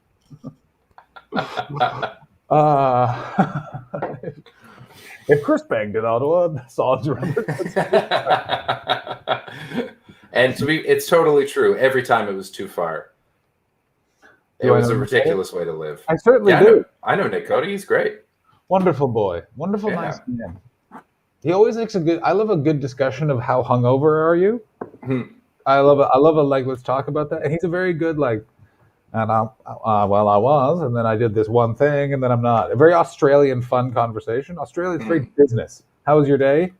And they literally have here's the small thing I did, here's the big thing, here's right now. Very efficient people. My favorite was who's the Irish comedian? Tommy Tiernan. Tommy Tiernan. Who's Tommy? Is it Al? No, I'm not going to make that joke. Who's that one? I bent over to pick up a quarter and he stuck a finger in my ass. Which comedian was it? Which one is it? Oh shit! I won't tell the story because I can't remember his name, so it doesn't. Tell the story. Okay, let's see if we can get it. What is it? Okay, he's like I remember on the very first day of the Fringe 3 years ago, I saw him and he had a can of Red Bull in each hand. Mickey Bartlett. Yes, it was Mickey Bartlett. So happy. Oh, I'm so happy. I'm so happy I was able to do that. That's very good stuff. That's great. He's either going to be delighted about that or it's really going to hurt his feelings. 100% delighted. I remember that guy once broke down to me how much he'd had to drink, and then he capped it off with, and I got to be on a mega bus in 2 hours. It was I have never laughed. It was the last night of the last time there was a Fringe. He did that at 3 a.m. when I was drunk with Tom Stade. Oh boy. Oh, I had too much to drink that evening. I woke up and I thought I had a headache, and it was that I was still wearing a hat. Doing this actively felt like I was releasing pressure on my head. Oh boy. Oh yeah, the booze swelling. Damn, that's a lot of booze. Well, yeah. Sometimes Daddy doesn't party that much for a month, and then sees Alfie Brown having a cider on the last day of the Fringe, and goes, "Monkey Barrel shuts down on the Sunday and not the Monday, and all I have to do is host late and live. Let's drink all of these." Woo! Those Monday shows are a crime. I remember doing that at the Pleasance. I was like, "You guys are monsters." I love doing them at the Pleasance because I would always do them and pack it out. For the most part, 1 year I did not.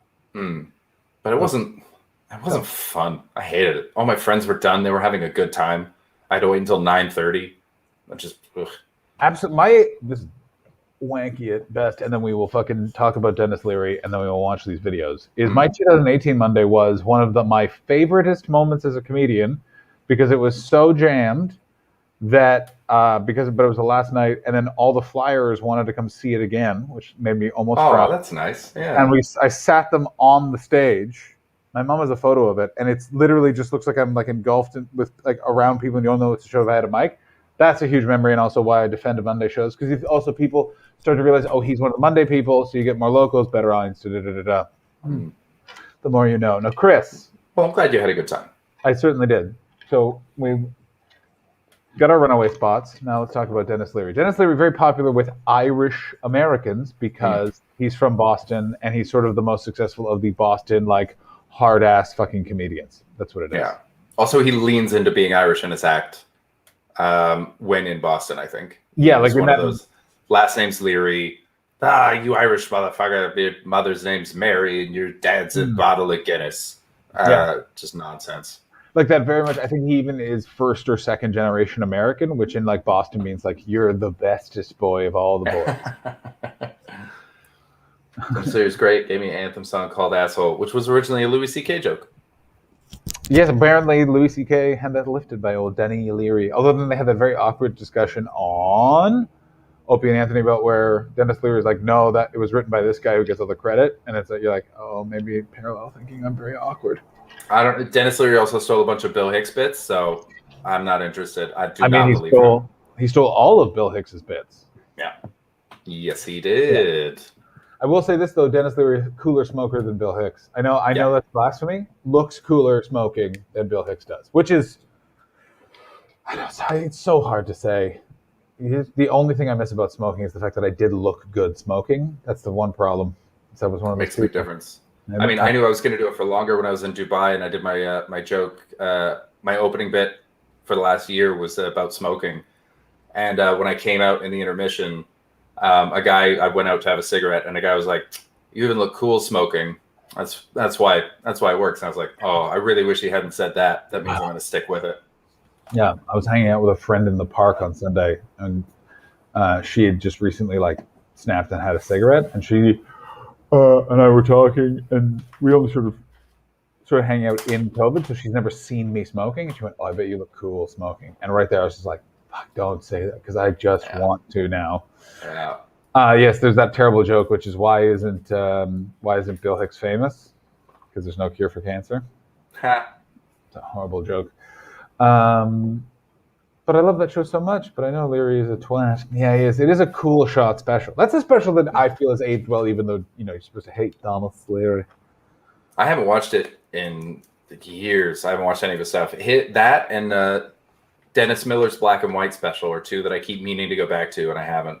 I mean, Dennis Leary's the Off-White album is a banger. I'll tell you what. Oh my God.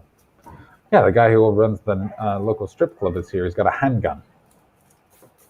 Don't know. Never watched it. Dennis Miller, Off-White album. It's only audio. He breaks down the Kennedy assassination in the funniest way possible. Please go see it. Or go seek it out. It's on Spotify.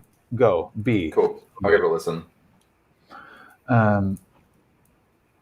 Sean Hughes apparently asked Dennis why he said, see if Dennis would too. Oh my God. That's funny. Wouldn't surprise me. Oh, Sean. There's a good way. There's a guy I miss occasionally getting phone calls from. I never got a chance to meet him, but the way Carl Donnelly talked about him, he sounds like he was a very sweet man. He was a very sweet, sometimes very, he was very sweetly aggressive. It was interesting. Oh, my gun is huge. The way it works is we write our own material. You don't steal something. And then if someone goes, that's exactly like this person's bit, then more often than not, you just stop doing that bit. Yeah, it doesn't feel fun anymore. It's also very noticeable when someone's bit isn't their bit. To me. You know what I mean? Yeah, if it doesn't sound like it. I mean, some people are good at translating bits into their voice, which is weird. But mostly we just we call each other on it, and then because I've done it to comics in the back of the room when they come off stage, I'm like, "Heads up, man, that's clearly a Patrice O'Neill story." The Patrice O'Neill story, that's different than bits. Is usually that it's that. Bits is a different thing entirely. Yeah, like the Amy Schumer stuff, I felt like a lot of that was first thought jokes. Yeah, they weren't original jokes. It's not like even the Attell stuff. It's like these aren't like Attell jokes. These are just anyone could have written these. But yeah, it's interesting. John's doing. Oh yeah, not old stream elements. That's fun. What was I going to say about stealing material? But I do enjoy, by the way, that when people do steal people's stories, and it's like, wait. Because it's never something that would have plausibly happened to them. Do you know what I mean? When people get the old story, Nick? Fascinating stuff. I saw a brand new comic in Montreal do. He did one of Patrice O'Neill's bits, and I called him on it, but he was new, so I wasn't like an asshole. I was like, "Hey man, just so you know, that sounds a lot like a Patrice O'Neill bit, so check it out." And then he was like, "Oh, cool, thanks for letting me know. I won't do it again." And then 2 weeks later, I saw him, and he told a story word for word from Patrice O'Neill's WTF about the first time he slept with his wife.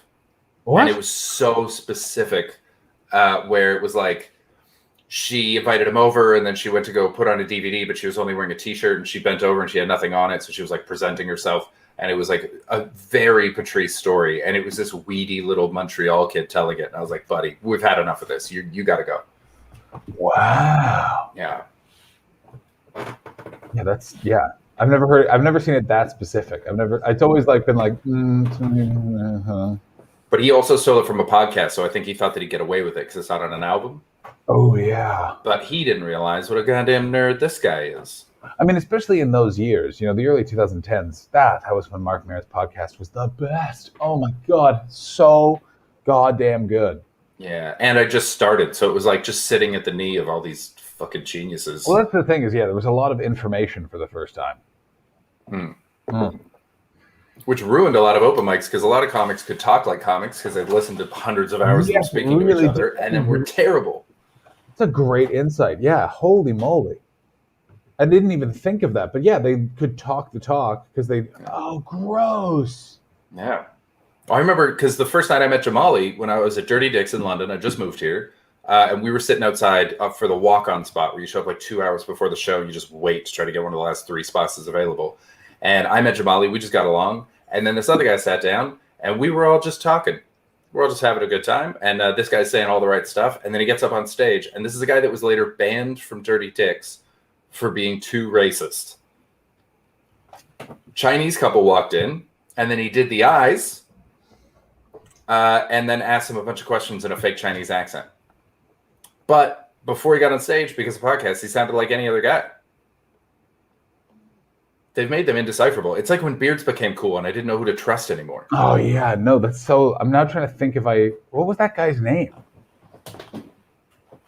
Shit, I don't know. He was real bad though. He had I remember after once he got a spot, he went he sewed a little monkey onto his shirt because he's like, I have a monkey on my shoulder. And I was like, what are you talking about? You're a fucking insane person. This guy sounds really good. Oh yeah, Alex just pointed out that your name means that you're my dad. That's right, Mr. For John. This is very fun. But you can call me Miss. Oh no, I'm your dad. Yeah. I'm now just thinking of all of the times of going for drinks at that show that was around the corner from Dirty Dicks and that punk rock venue, and how fun it was to smoke cigarettes walking down that weird alley in Old Street. I don't remember that venue. Pink lettering. It's very good. Okay, cool. Can that please be your next Fringe show title? Oh no.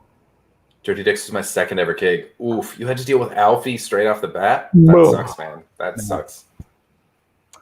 Yeah. Alex, what's this 69 with a triangle that's popping up on my...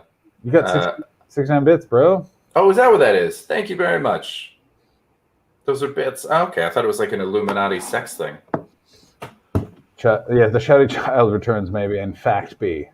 All right, let's watch these videos. Yeah. What do you think? Film trailer first or karate first? I'm thinking film trailer first. That's what cool, I'm I was thinking the same thing. I'm into it. This is for the film Roar, starring Melanie Griffith. Okay. Can you hear? Yeah. Weirdly short career for Melanie Griffith.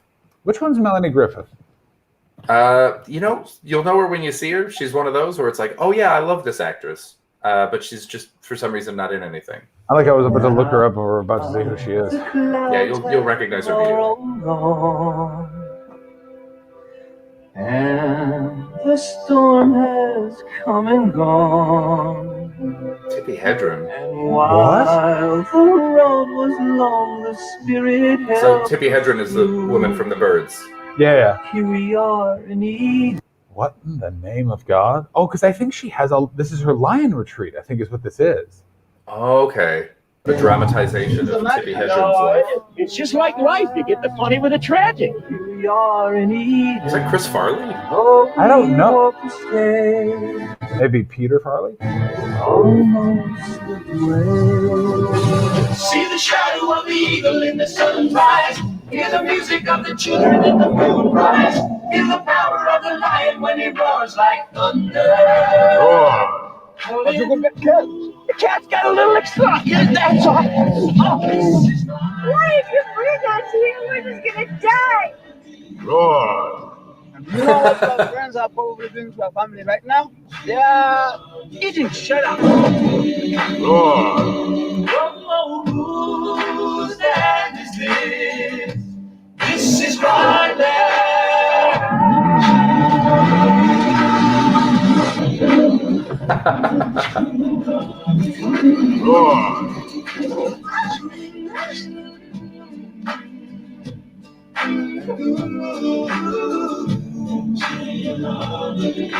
Gangrene.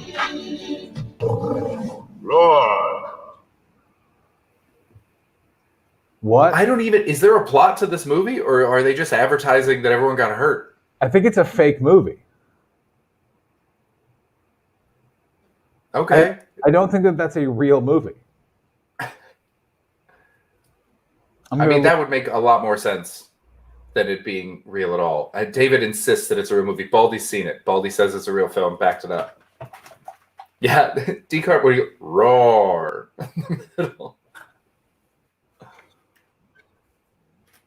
I mean, Ha! Nice work, Alex. Very nice. I sent you a video on Discord as well. Oh, all right. I guess we have 3 videos. I think Rory's a real film. This is crazy. It is 1981. Here we go. The breakdown. A naturalist living with big cats in East Africa expects a visit by his family of 4 from Chicago. A mix-up leaves him searching for his family, who have been left in the clutches of wild lions. This movie sounds mad. Jesus. Lions got writer's credit because they dictated what happened. That was the worst trailer for a movie I've ever seen because I didn't get any of that out of this. I mean, yeah, like it's also the voiceover. I'm like, well, that's a sketch then. Yeah, right? Melanie Griffith, Tippi Hedren. Tippi Hedren got gangrene in her fucking ankle because an elephant picked her up. Jesus Christ. Noah Marshall bit. This movie sounds crazy. Oh, it sounds so fucking off-putting, this film. Ugh. This is, you know, when people say like, there's too much control on, people aren't taking enough risks on movie sets anymore. It's like, no. We made Roar, and that was the end. That was the Altamont Freeway of, or Altamont Raceway of movies. Altamont Speedway, the Altamont Race. Speedway, yeah. Altamont Freeway is a much more sad, an even sadder story. Do not watch the whole film. David, what happened? I assume it's just not a good movie is part of the problem. It's got to be, because they didn't advertise the movie at all. They just advertised, watch these actors get injured. It's like Jackass. And we all know how if it was like Jackass, that'd be so fucking sweet. King Kojosu, appreciate you. I had to go on Twitch to fucking bring up a video, and I just got King Hokosu. You don't need to yell, guys. It's just Twitch. Yeah. Someone just whispered my name. Oh, lovely stuff. We have something to watch. Currently, the little fairy who brought you a video, my friend, also brought old Johnny Boy a video. Oh, no. Oh, hello. Advertising the Liar Liar show. Oh, shit. I don't remember this at all.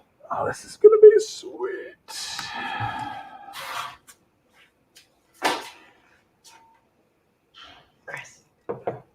Oh, that's why my name was being whispered. Oh, yeah. Okay, first of all, is this your actual scary-ass apartment in Montreal? Because this looks like the apartment of a man who thinks he's an adult in his 20s. So we had a semi-detached house, or a row house next to Cafe Olympico. And that's where I was staying. This is the spare room that we didn't do anything with. That's a painting of an eagle that I called Steve Dave that I drunkenly stole from a house party in a basement 3 years prior. Jesus. You can't replace the pictures. Dave, just 5 more minutes. Yes. Chris. Oh my God. Sasha Manoli? Hello. Oh my God. Your facial hair and hair makes you look so much like puffier and older. Yeah. I was drinking a lot more back then as well. Your face looks really. You always seem like you just drink all the time. Yeah, I don't really drink. I mean, like, I know I drink on the stream all the time, but that's always the first drink I have all day, and it's like midnight here. So Yeah, I mean, I'm not a cop. yeah, I mean, back then I was drinking many hours, 8 to 10 hours a day. It was a full-time job. Barf. And you were a bartender, so part of it was you were getting excessively paid to have a nice beer. Yeah, and then I was at Grumpy's when I wasn't bartending. So yes. yeah. I don't think we've ever actually drank at Grumpy's together. I was thinking about this. Yeah, that sounds likely because we didn't really overlap in Montreal. No, it's weird. Yeah. We should have done it during your wedding times. Yeah, I know exactly. We can now do it during my divorce time. Oh, that's better drinking. That is better drinking. Yeah. Oh, yeah. I'll stand by though. That wedding, even though the marriage is ended in divorce very maturely, but like, man, what a wedding! Really nailed the Great wedding. Time. So much fun. Oh. So much fun. Yeah, karaoke the night before in a Quebecois bar. I don't remember if you were at that. No. No, I wasn't. I was in Toronto. I drove in with Dylan and Alexis the day of the wedding. Oh, yes, you did. Yes, and everyone was giving you shit for not dressing up. And I was like, I mean, it said, do whatever you want. Like, also, none of them did it to my face. That's so funny. No, I think you. Yeah. No, that's not true. We were stood around in the circle, and there were jokes being made. I remember you laughing because you pointed at one point and went, "He told me." Yeah. Yeah. Carl and Chris were saying they had a bet to see who was the most dressed down according to the invitation. They're like, "You win, Chris. Good job." Yeah. You basically wore what you're wearing now. All right, let's watch the rest of this video. Oh, it's gonna be on the stream. Oh God, it's so long. I didn't see you there. Oh no. Oh. So, Chris, you do a lot of stuff when you were a young comedian, but it's like this is the idea of funny, but it's in no way funny. Do you know what I'm saying? Yeah. This was in a period. So the first few years that I did stand up, the first year I just wanted to try to write things that were funny, and then the second year was I wanted to see how weird I could get stuff. Yeah. And so this is right in that fucking hotshot. And that suit I got because I went to I was hosting the Grumpy's Christmas party, and I went as two-headed pregnant Batman. That's where I was at. Oh, you're so fucking interesting. Do you have a library card? Yeah. Boo, I say to you. It was. Excuse me. Going to slip into something. Is that your funny voice? I have no idea. I have no fucking idea what I'm doing here. I look like I'm wearing a helmet. The Batman reveal actually is getting. All right, cool. Lion Improv, training tigers to be okay in a car. Scalping the choreographer. What is this movie? Okay. The Bareback Night. Oh, that's good, clean fun right there, ladies and gentlemen. Oh, I hate this. Goddamn. Alex, what are you... Stop scraping the internet for... Hey, you don't know who sent this to me.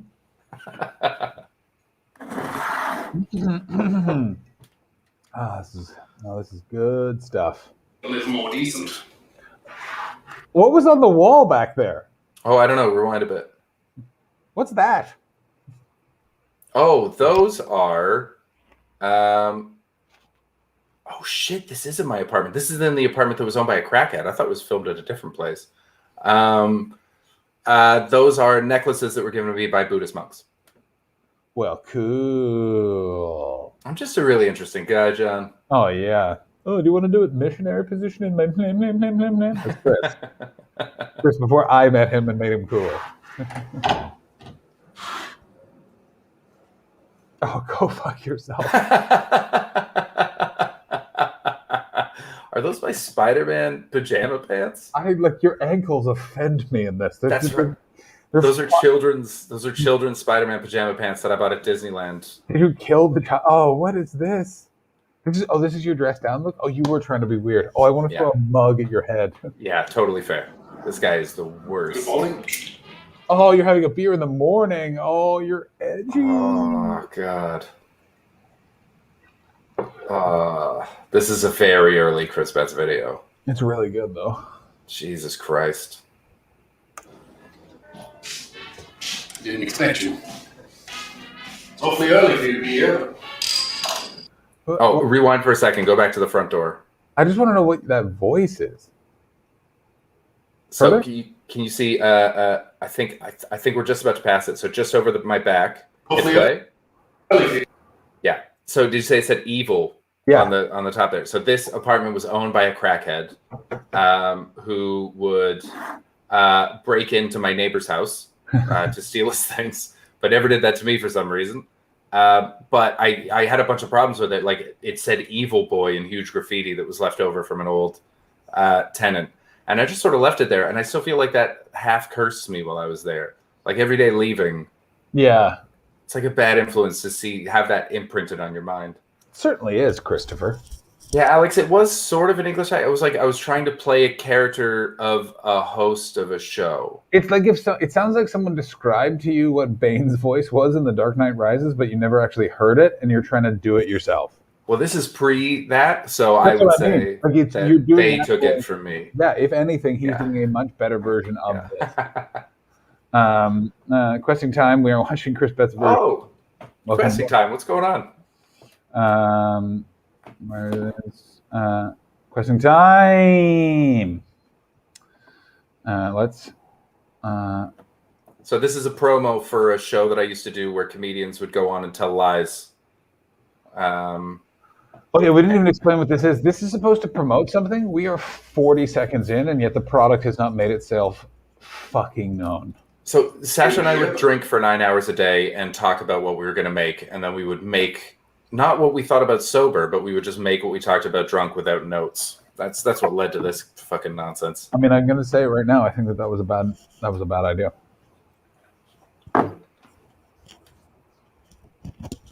Mouth noise precog. Nice. Yes, Duty calls.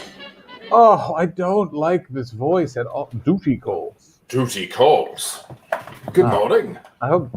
It's duty was called to your mouth, and now you're spewing it out in this Is that a yes or no? That house costs Strong nothing. silent type. I like that. Listen to the echo. I hate this, Chris. I hate this pretentious, artsy Chris. I want bald London Chris. Not this like hipster barista fucking. I was going to McGill University. I was working at one of the coolest bars in town. And look at that iPod stereo. Very nice. And I was getting high and reading Plato. That's who I was at the time. How specific were the protests the girls you were having sex with going to at this time? Oh, all over the map. Oil, forest, deforestation, indigenous rights, you name it. They were against it, but they were pro this guy. Certainly were. What happened with you in McGill University? You just were like, oh, I want to be a comedian? Well, I would say it was because it was in... Oh, it was all worth it for that, wasn't it? Oh, that's strong. Good. Oh, my God. Because I was in 300 David Orr, by the way, is very close to becoming president of the stream. Him, D-Carp, Baldy, all coming in with strong lines here. I mean, that's so good. Should we start keeping track of the good lines? Doing a thing at the end so it bookends? Line of the stream from the chat? Should we try that? I like that very much. All right. Yeah, starting tomorrow, we're going to do that. We'll have to keep track somehow. Alex, you're always president of the stream. Yeah. Okay. Yes, of course. Vice president of the stream. Or we'll just go line of the stream. Let's do line of the stream. Yeah. Then what? Then the next day, they get to be. What's an unnecessary government title they get to be? Governor General.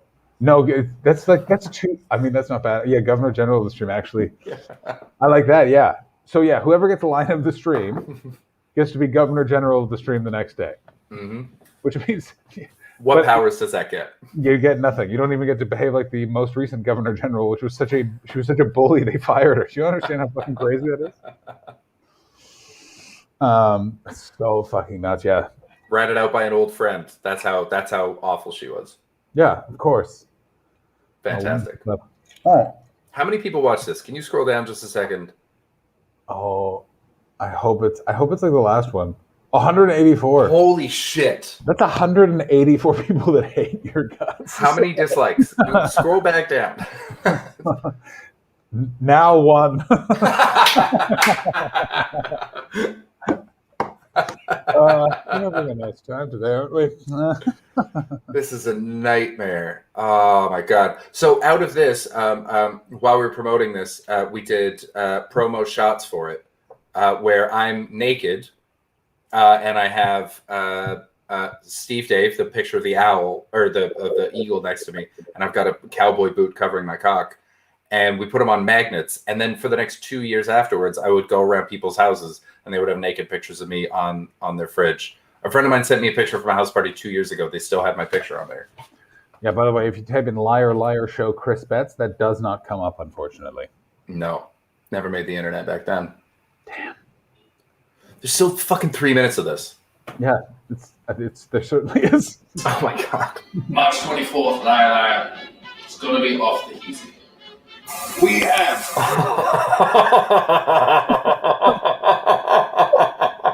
How do you feel about yourself? Do you feel awful?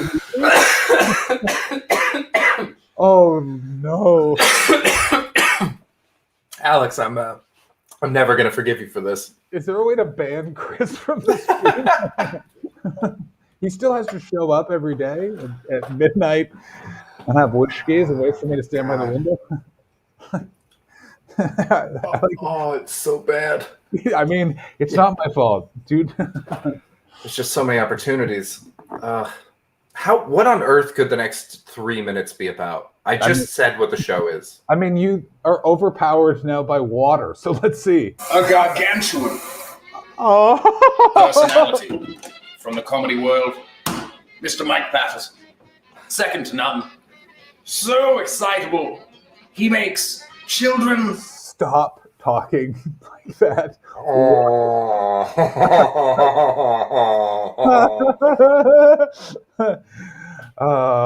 Boy. Just the sounds from his mouth, not so weird. Oh God. I am not pleased at all. You're so pleased. I both have your appraisals of your old stuff are too long. Yeah, I was thinking about this, by the way. We're talking about going too long on a thing that arguably has been going on too long. I'm following.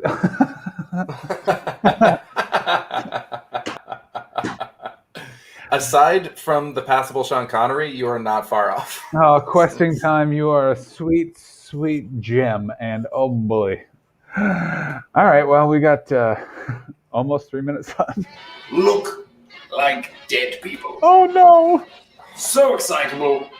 He makes the Dalai Lama. Did you edit this? Was there more than one take? This was all in Sasha's hands. I was in it, and then she decided what happened. I have no idea. Look like Elvis Costello. So excitable.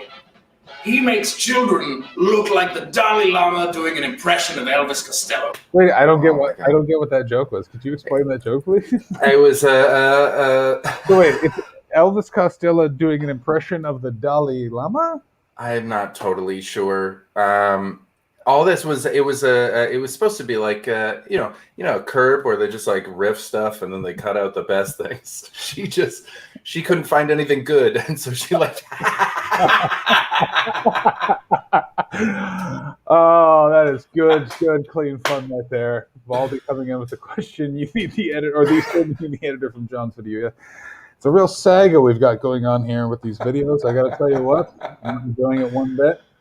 I could have sworn we were going to go for a while not looking at old material. I swear we talked about that at the start of the show. No, technically it was not going through Watch Mojo videos, is exactly what you said on the stream. Petard. Yes. Next on the list. Why did she leave in the Mr. sniff? O'Brien. Yeah. Also, look, Matt O'Brien has not aged a fucking day, that smoldery-eyed bastard. Buddy, he looks incredible. He certainly does, my word. Oh, I remember the show. This was a Not a great bad show. young chap, been doing very well for himself.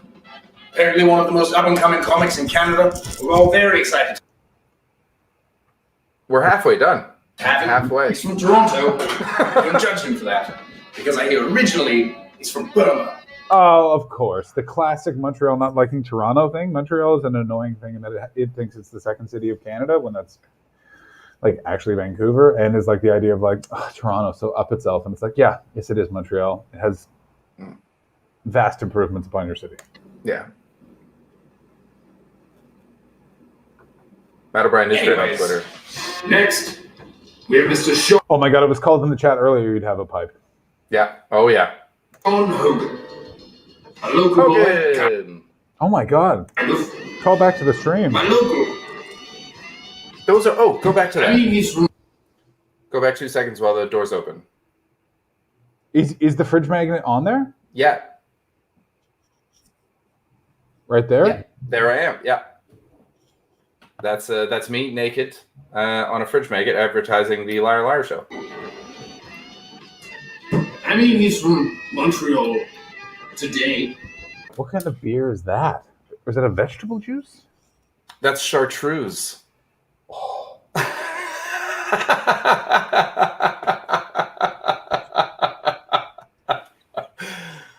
How much more pretentious can we get? Chartreuse out of the freezer. Christopher. Oh. Ooh. Damn. You know what? I might actually order some chartreuse right now because that is delicious. I miss it. I've had 2 splashes of fucking Maker's Mark, and I might have to have a third because this video is very fucking... It's so bad. I can't believe we released a 4-minute video. I mean, what's even... Don't worry. I did any of this. I mean, we have a Steven Seagal video to watch after this. It's a lovely palate cleanser. It won't be as bad as this, though. That's the problem. I mean, that's probably true, yeah.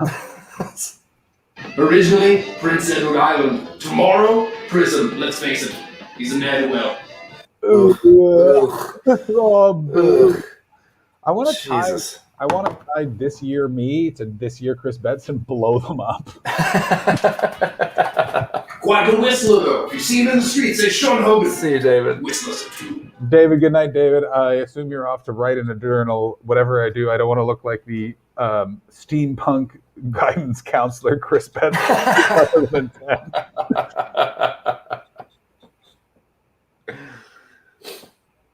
This is a nightmare. Poppy, good night. Thanks for watching. Good to see you. I mean, this thing in Discord because I felt bad about sending John this. Oh, thank you very much. I saw that you sent to Watch Mojo. We won't watch it today. I'm going to save it. Oh, it's very good. This is very. We're going to hit him. We're going to hit John when he's feeling too good. Will getting through the video be the next 19 hours? Yeah. Ooh. I mean, I'm glad that tomorrow is when we start line of the stream because this one was a heavy hitter. Oh, big boy! I still think Baldy had it. What was Baldy's big one? Baldy's was absolutely. Oh, was that the this video needs to be edited by the guy that did John's yesterday? That one. In my humble opinion, you're not beating that. All right, I think that. Oh well, D Carp had the did Chris Bear back in Thailand because that's too far. Oh my God. Oh no, I won't. It wasn't Watchmoto. It's the worst thing of mine that exists on the internet. Oh, that's right. Alex sent me a video of her doing a sketch. Oh! So after this video, we literally can truce on the bad videos for a bit. Holy shit! So should we close out the truce by watching Alex's sketch? No video. No video. Was the review of the first sketch? I did. Boy.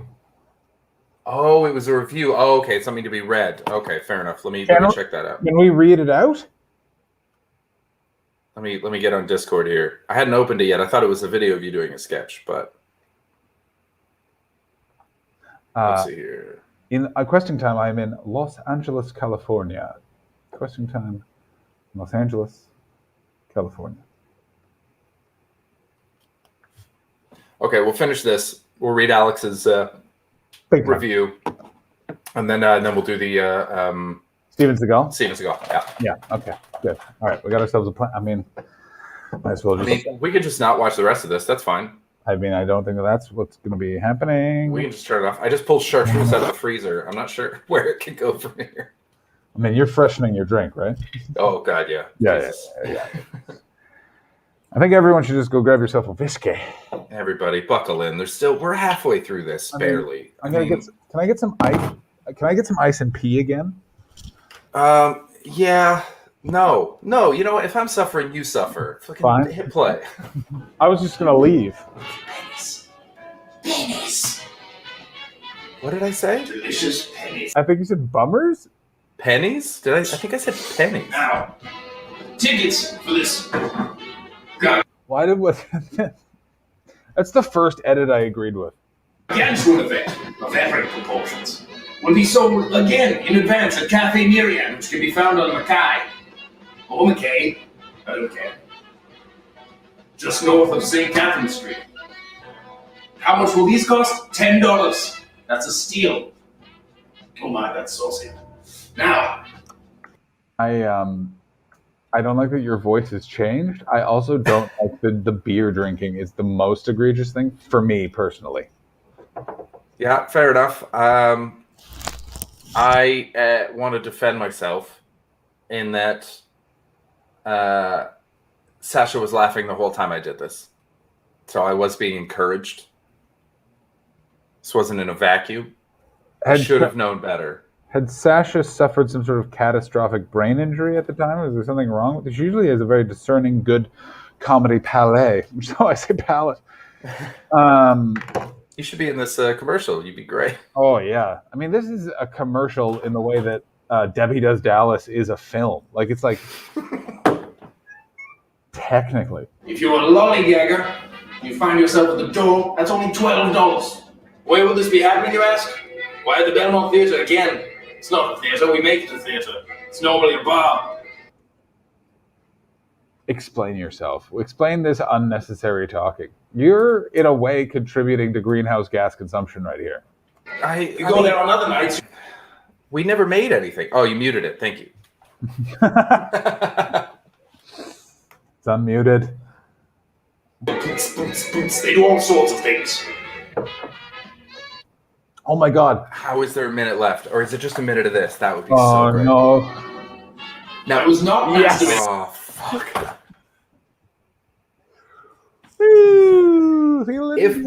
If by the way, Questing Time asked, so the music in the background, I loved doing this show. Like, as a live show, it was genuinely an absolute blast. And I've taken the theme song from it. This song that's playing right now, it's called High Rollers. And it's now the theme song for Versus.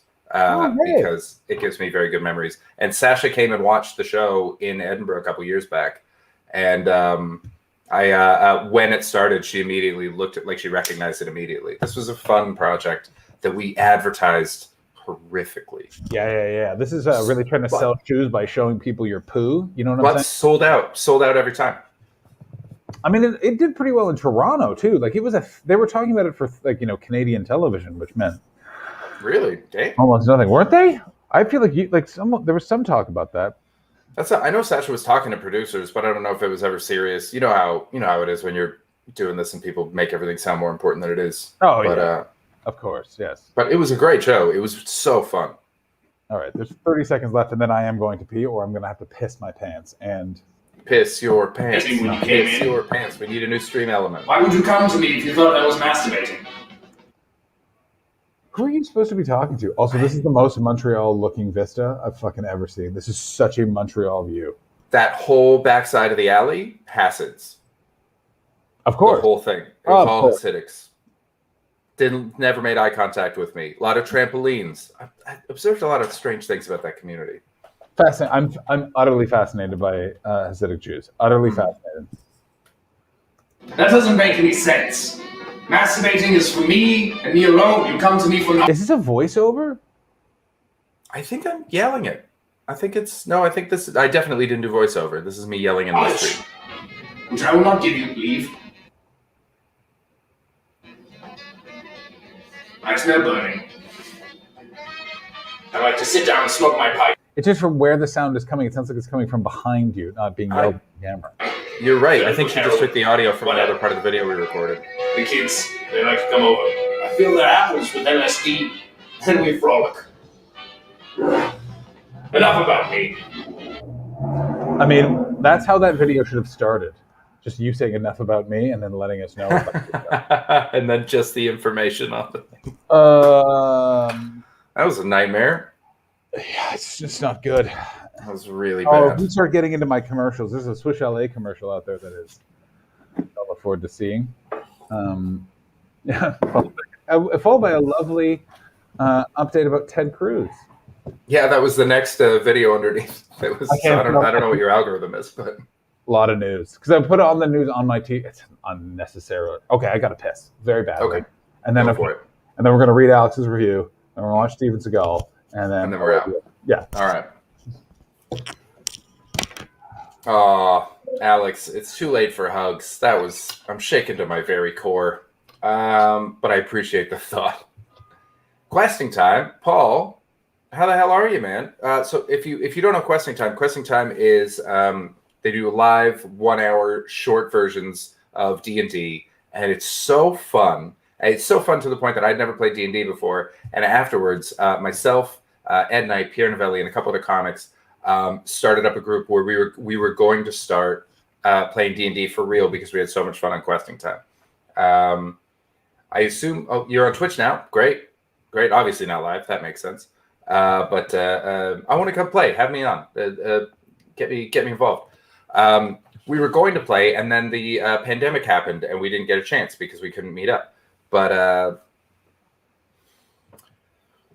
well, because it never happened. That's why questing time, because it never came to be. We wanted it to come to be, but it just wasn't a goddamn option. Stupid plague. But yeah, so what a fun show. Definitely follow Questing Time's channel, because if it's anywhere it's good. Yeah, I'm in London, yeah. What are you talking about? Show wasn't. I'm talking about Questing Time. What are you guys talking about? He seems like he's freaking out. Oh, he's upset because I told him that Ed Knight, Pierre Novelli, and a few other comics and I were going to start playing D&D, and we didn't get in contact with him. But it never happened. So, because of COVID. Questing Time, who are you? I feel like you're Paul someone... Foxcroft. It's Paul Foxcroft. Holy shit. Fuck. Yeah. Oh. Were you supposed to DOS Paul? Ooh. Yeah, he doxed himself. Oh, okay. He said his name earlier on. You didn't see it. Everyone follow Paul. It's great. It's such a fun show. I mean, okay. Alex is nailing this. And now let's... but I was thinking about this while I was peeing. Also, there's a bunch of stuff I was thinking about that I'm like, man, I'm really glad that is not on ABD. Doffy is for doxers. Doffy. Say the joke twice because you didn't think you heard him. What was I saying before Doffy is for dozers? Oh, there's a bunch of stuff I'm so happy is not on the internet. Like I had a university radio show, which I was thinking about, where I was like, thank the lucky stars. That is nowhere. Yeah, I hosted for CKUT, the McGill University radio station, and for CJLO. Or not CJLO. What's the Concordia one? That's CJLO. I hosted a show with Asaf Gerchek and Paul Aflalo, occasionally with Keith Waterfield. And we used to host that every Monday. So none of that was archived, and I'm so glad it's gone. I want to play this. Yes. Absolutely. We play Among Us Monday night. Come join. Yes, I will. Questing time, Ken. Yeah, let's do that. Yeah, send us the information. I'm in. Wait. What time? Monday nights. Great. Good. Yeah, Monday nights in the UK because we do this very fucking late for the UK. Should we move it earlier? I meant to actually ask you about this. Maybe. It's definitely messing with my day, I think, as I go on. But I kind of like the idea of doing it at midnight. There's something cool about that. It feels like late night radio. Yeah, like I like it. It's doing all right in sort of VOD plays and stuff like that. I'm adding people, stuff like that. Like the views are pretty... This is admin's... We don't actually have to have right now, but I'm saying... I'm absolutely open to not doing it this late. Well, we can talk about that. We'll see. But for now, I'm fine with it. Are you being sarcastic with that? I think you're being sarcastic. I like that. Yeah, that's true. But I feel like I'm not getting as many UK people watching because they are asleep. I can't see what that says. Admin chat. Okay, yeah, very good. Mm-hmm. All right. Yeah, read that out. Oh, we're going to read out Alex's. So this is Alex Watson's review for. Is this the first sketch show you did? I believe this is the first sketch show. Yes, it's kind of it's a little like Fringe in that a lot of us are up late. It's all gets out. Yes, first full hour. Cool. Okay, first full hour. Because nothing anchors this reality. I actually like that the midnight stream is getting a nice response. Although what's weird is more people watch this than when I was playing games for the most part, which is I get a higher average view when I do my midday show. Yeah. But I get more unique views on this one, which I think might be mean. Okay, so first full hour. 24. This is in Varsity. 24 is the name of the show. 24, the sketch show review. Quote, funny moments. While the writing of 24 contains clever wordplay, the performance left a lot to be desired. Yeah. Alex, were you the writer of 24? Or were you just the performer? Excellent question. It's Machiavellian if she's just the performer. Like that's a writer and performer. Okay. Yeah. Wait, did you all write this? Or like was it collaborative? Or did you write it and were you Tom York? 24, the sketch show. Wrote about half. Okay. Wrote about half. Okay, cool. 2 stars. So they did 2 good things. Though the premise for this show, 24 sketches for 24 hours of the day, isn't an entirely original one, it's promising nonetheless. Ooh, that's passive aggressive. Say that again. Though the premise for this show, 24-hour sketches for 24 hours of the day, isn't an entirely original one, it's promising nonetheless. Oh, so patronizing. Oh, what is this? Edinburgh baby list view? Like that's such an Edinburgh review too. Like just, it's a thing that someone else has thought of because this festival has been going on for 70 years and they're shit. So this is from Varsity Theater, and I guarantee it was written by a teenager. Oh, of course it was. Okay. With sketch shows, simplicity is often best, and the 2 chairs and a symbolic clock propped up to the side of the stage make the setup for this late show at Pembroke Cellars pleasingly minimalist. Unfortunately. Oh no! Was there an exclamation point at the end of "unfortunately"? No, it's just the way that was the only nice thing they could say about the show, that I feel like they put a lot of oomph into that, unfortunately. So I leaned into it. Oh, yeah. There's a lot of pizzazz in that, I'll tell you what. So far, the best thing is the 2 chairs and the clock. Unfortunately, while the premise and layout for 24 were promising, the show falls flat due to the performers. Ooh, that hurts. That's just... They're not funny. I feel like right here is where it should cut to someone saying, so do you ever worry about originality? Was not supposed to get reviewed. The person hated it so much they published this review anonymously next day. Ooh. Ooh. So this person did this and also showed us what happened with Scientology? Okay, we're the performers. Joe Maguchin and Alex Watson, president of the stream. Hey, Alex Watson. Whose stream is this? Mention. Who's famous? Oh my God. Joe Maguchin and Alex Watson hindered comic effect by laughing within their own sketches. Several times in the initial half of the show. Breaks in character. Let's hope that was the half Alex wrote. Yeah.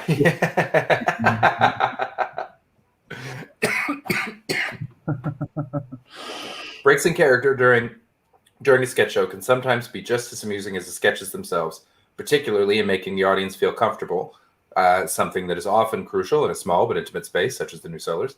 But with the actors repeatedly doing it it quickly became tiresome and worked to deplete any chemistry that McGutcheon and Watson may share. Theoretical chemistry. That's what they walked away with from this show. Oh, suck a duck. That is fucking... I've never heard of the idea. Theoretical chemistry? Like... That is harsh. Yeah, it sounds like Lego dildo. You know what I mean? Like, why would you put those... You put them together. Baldy, Jimmy Falloning. It's Carol Burnetting. Come on, man. Yeah. The writing of 24 does have its funny moments, each sketch has at least an attempt at a closing punchline. I mean, that's saying something for sketch comedy, where my biggest criticism of sketch comedy every time is like, we've reached the end and now it goes on for 2 more minutes. Yeah, that is very true. Allowing the audience to feel the thought and effort that has been put into each one. The most consistent element of the writing. Excuse me.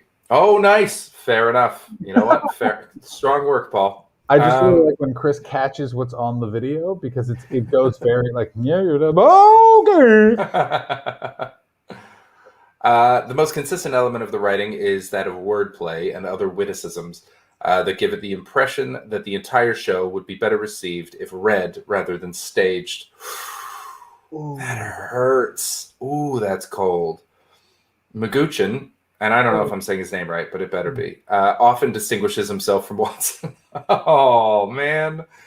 As the more comfortable and capable performer on stage. Is anyone else concerned that this was filed anonymously because there was more than one sociopath working at that publication? Because some of these, like, it's also changed this tone and scanchant in the writing. I know I'm getting very deep in this, but someone went to the window. It feels like someone else has taken over. It's like, no, I saw it too. Let me tell you about the sketch show 24. Yeah, like they're all fighting for a chance to shit on the show. They're just pushing each other out of the way for the keyboard.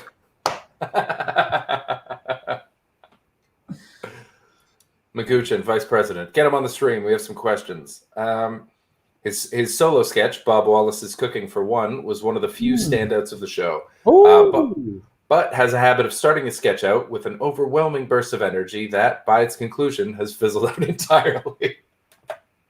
This guy's really good at. It's not even a backhand compliment. It's like he's tattooed the compliment on his fist and he punches you in the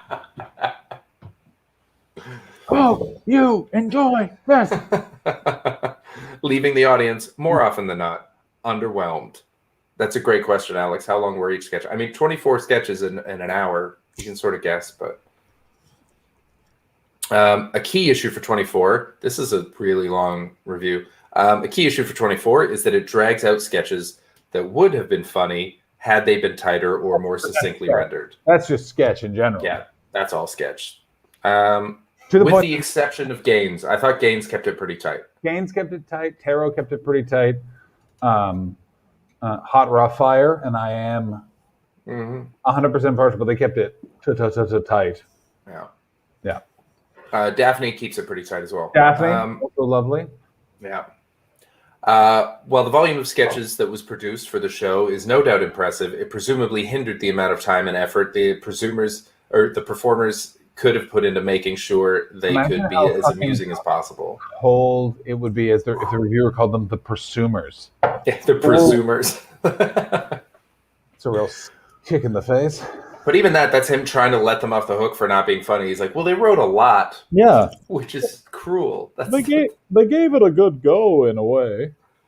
The lighting was... Yeah. So, you talked the whole time. I mean... You didn't run away once. You just kept at it. More work and thought could and should have been put into imagining how these sketches would look to an audience. Oof. Though the performers worked to pack into the script a good deal of verbal wit, this wasn't always successful, and it came at the expense of physical presence on the stage. Miming was often hurried and done as though the performers were somehow embarrassed by it, as they should be. And the rare use of props was much the same. As they should be was me. All mime is embarrassing. Yeah, you didn't murder a single person. No. Even the guy that was clearly going to write this review. I didn't have diarrhea for most of the time the show was happening. I got some diarrhea. And the rare use of props was much the same. Both the performers' potential for the clever use of props shone briefly through in their Can of Coke sketch. It was tight, witty, and physically amusing, and one wished more of the show could have been the same. 24 would probably have benefited from having a director. Oh, ouch.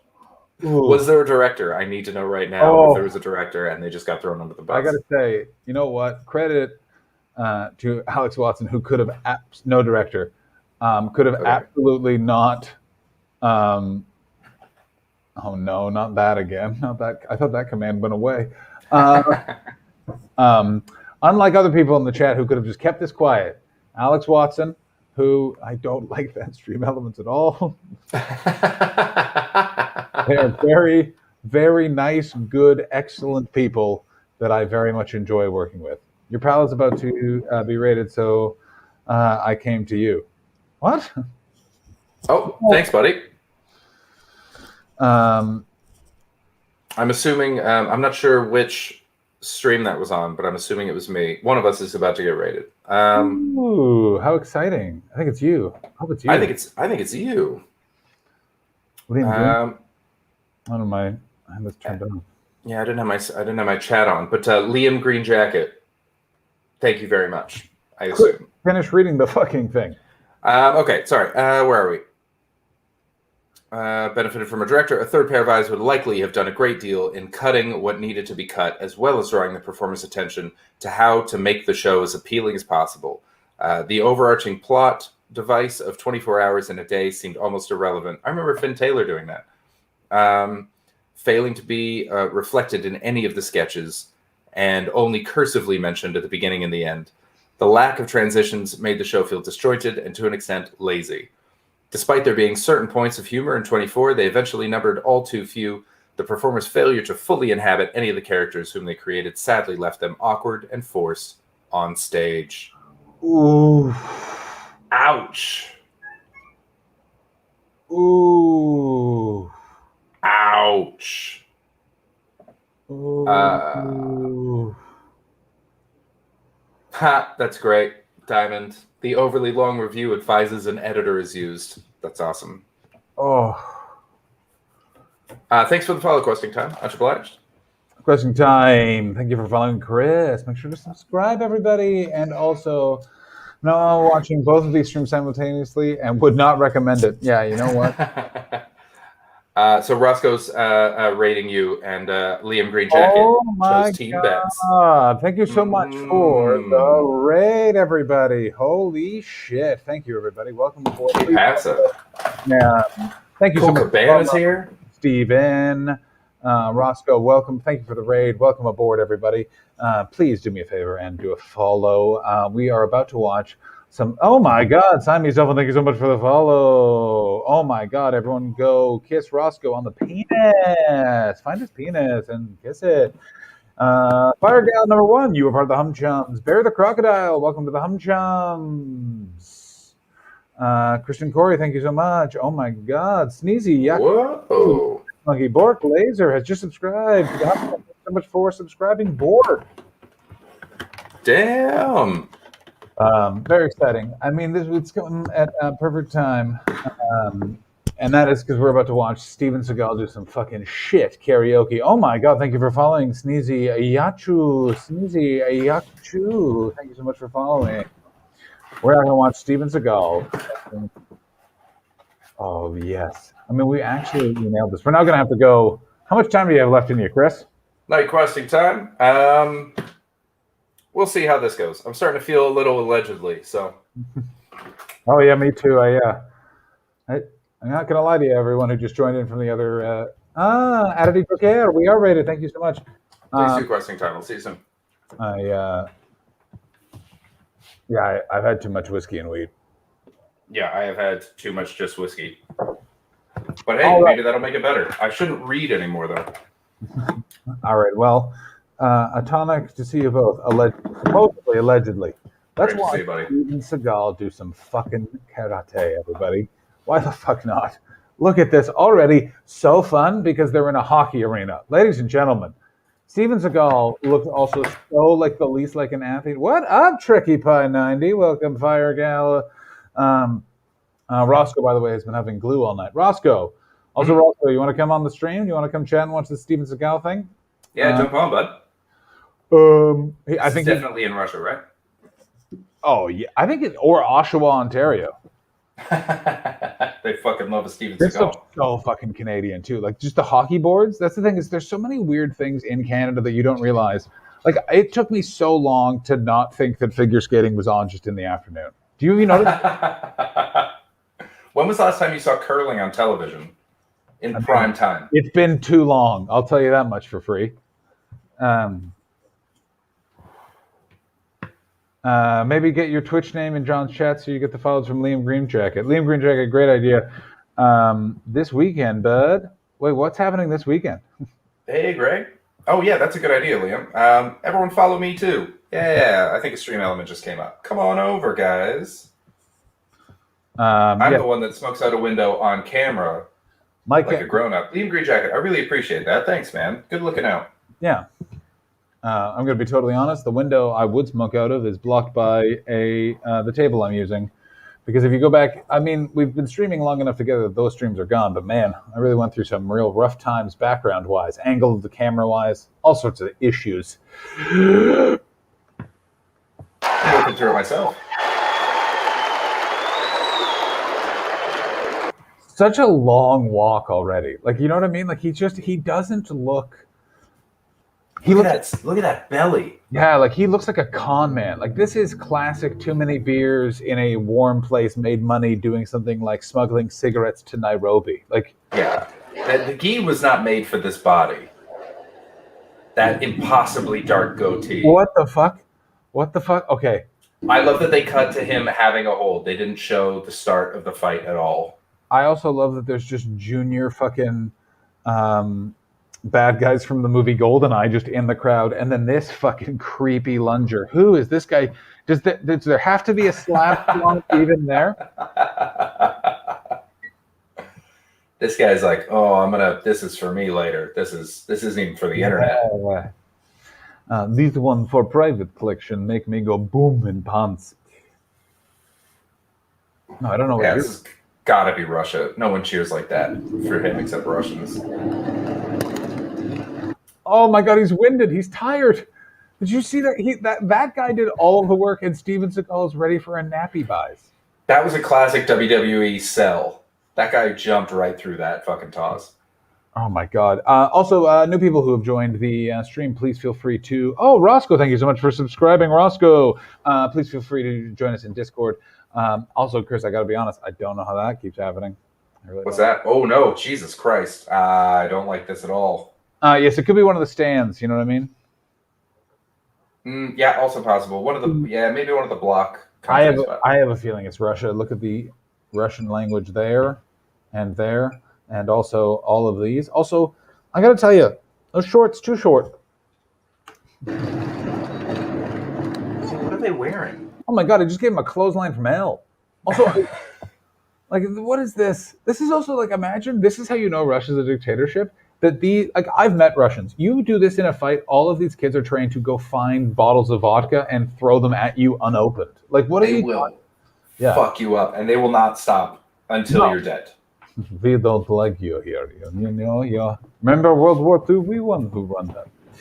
I remember I got almost attacked by a Russian when I was in Latvia, and I was drunk enough to start chirping at him, and the other Latvian comics were like, no, everything's fine. We're going. Bye.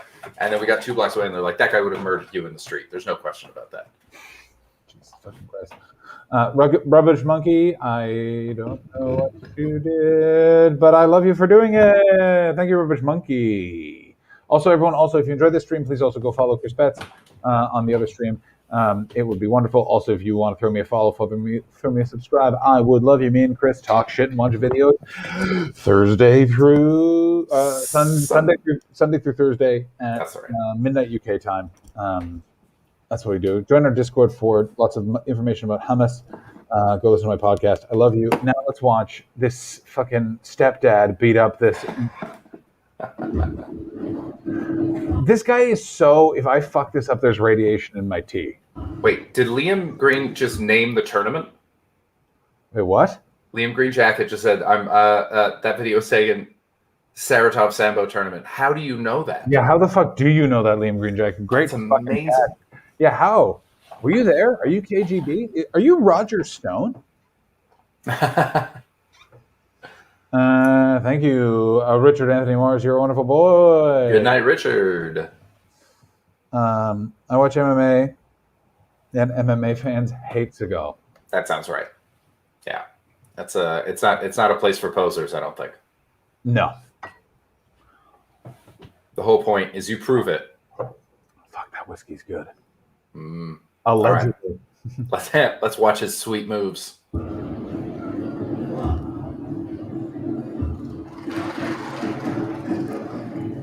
Weird edits. What really was that? Weird edits. It looked like he just hugged him and threw him.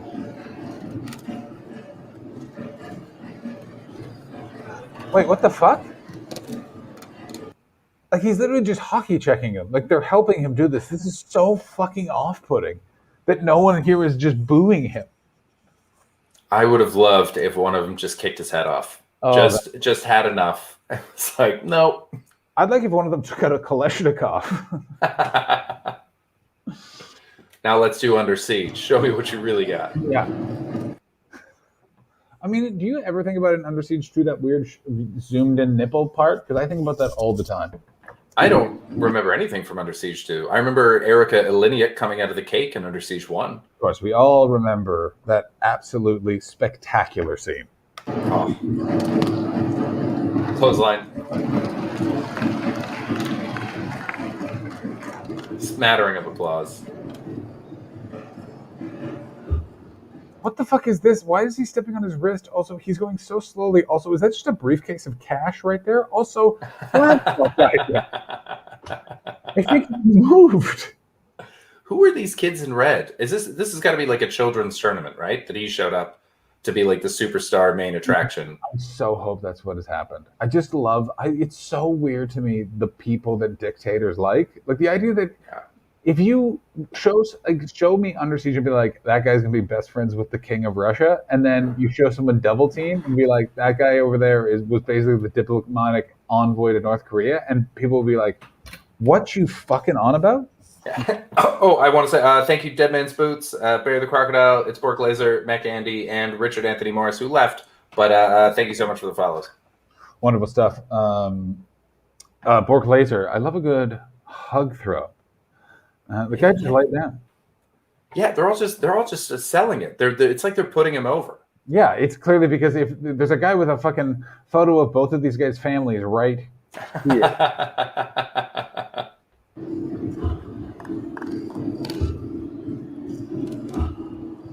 Stop taking turns. Come at him 2 at a time. Here's how you know it's fake: is that it's set to the music. I guarantee Steven Seagal has the CD and he's fucked to this song. Steven Seagal. He's fucked to this video. Oh my god. Steven Seagal is about to fuck. He right over here is a very, very, very confused but well-paid sex worker. Those poor Chechens.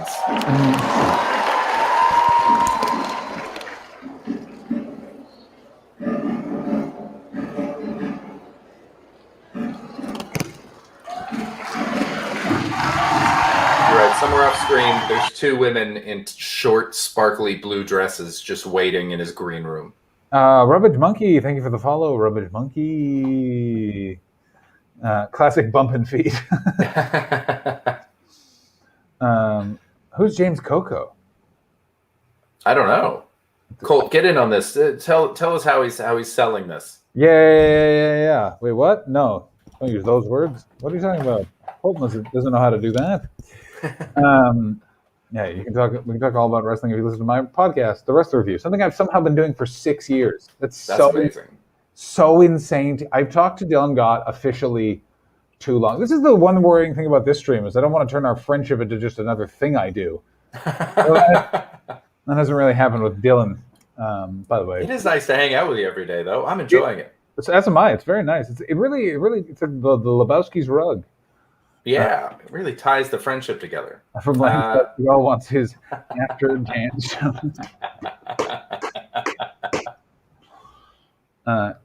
It didn't fuck to the feet. He acted vaguely like he did, and everyone went along with it. Oh, that's fucking really funny. Yes, a contender for top notch, contender for the Governor General. Yeah, the line of the stream, very close, very close. Yeah. One line from the chat, by the way. At the stream, which happens every day, midnight, and 4 p.m. Check our for more information. One person gets to be Governor General of the stream by getting funniest line in the chat, as judged by Chris and I at the end of the stream, starting as of tomorrow. Now let's go to this. I also like how every action star of the 80s at a certain point just starts wearing a bandana instead of just admitting that they're balding. I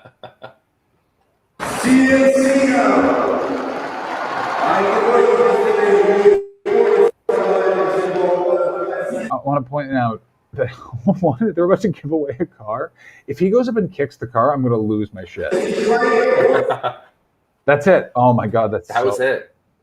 Jesus, the selective edits on that were my favorite part. That they got just into him having an arm where they didn't have him stretching and dodging shit. Governor General of the chat, yes. Yeah, truly great man con, as named by Chris Betts. Well, we got through all of the things we needed to get through to today. We still got a fair amount of viewers. I feel like we should go for another 10 minutes. I can do 10 more minutes. Everyone who's in there, we're going to go for 10 more minutes. Please, if you are watching or lurking, we would totally appreciate a subscribe or a follow either to my chat and then everything else. And then we will, of course, Plugs and Raid. I am the everything else in that sentence.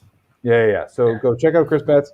Mother Queen, thank you so much for the follow. You're now a hummus chum. Join us in Discord. Join us wherever you want to. Ooh. And you can follow Chris Betts over there, and all sorts of followers and all sorts of good stuff will be headed your way. I need a name for my buds.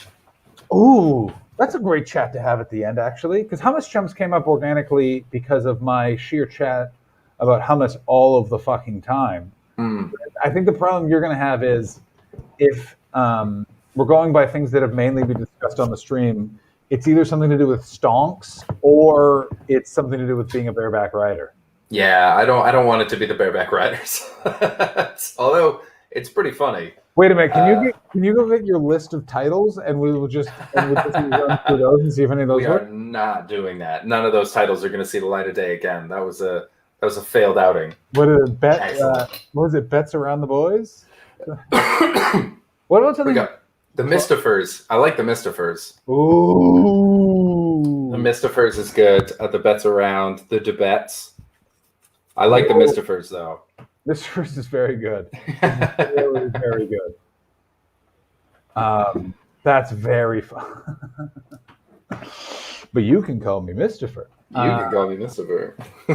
But I don't think, because I like Hummus Chums because it shows that it's like friendships. We'd make yours like a charity, like the Friends of the Mistifer Society for Good, like something like it sounds foundational. I think, yeah, I'm what about Mistifer's Kids? That's very fun. Mistifer's Kids. Mistifer's Kids. Chris Betts' illegitimate kids. I mean, totally fair. I'm the bareback rider after all. Yeah. He's the bareback rider. I mean, I was trying to think of something that went along with the Allman Brothers because they have the Midnight Rider. Oh yeah, fair enough. Oh, dun dun dun dun dun dun, but dun dun dun dun dun.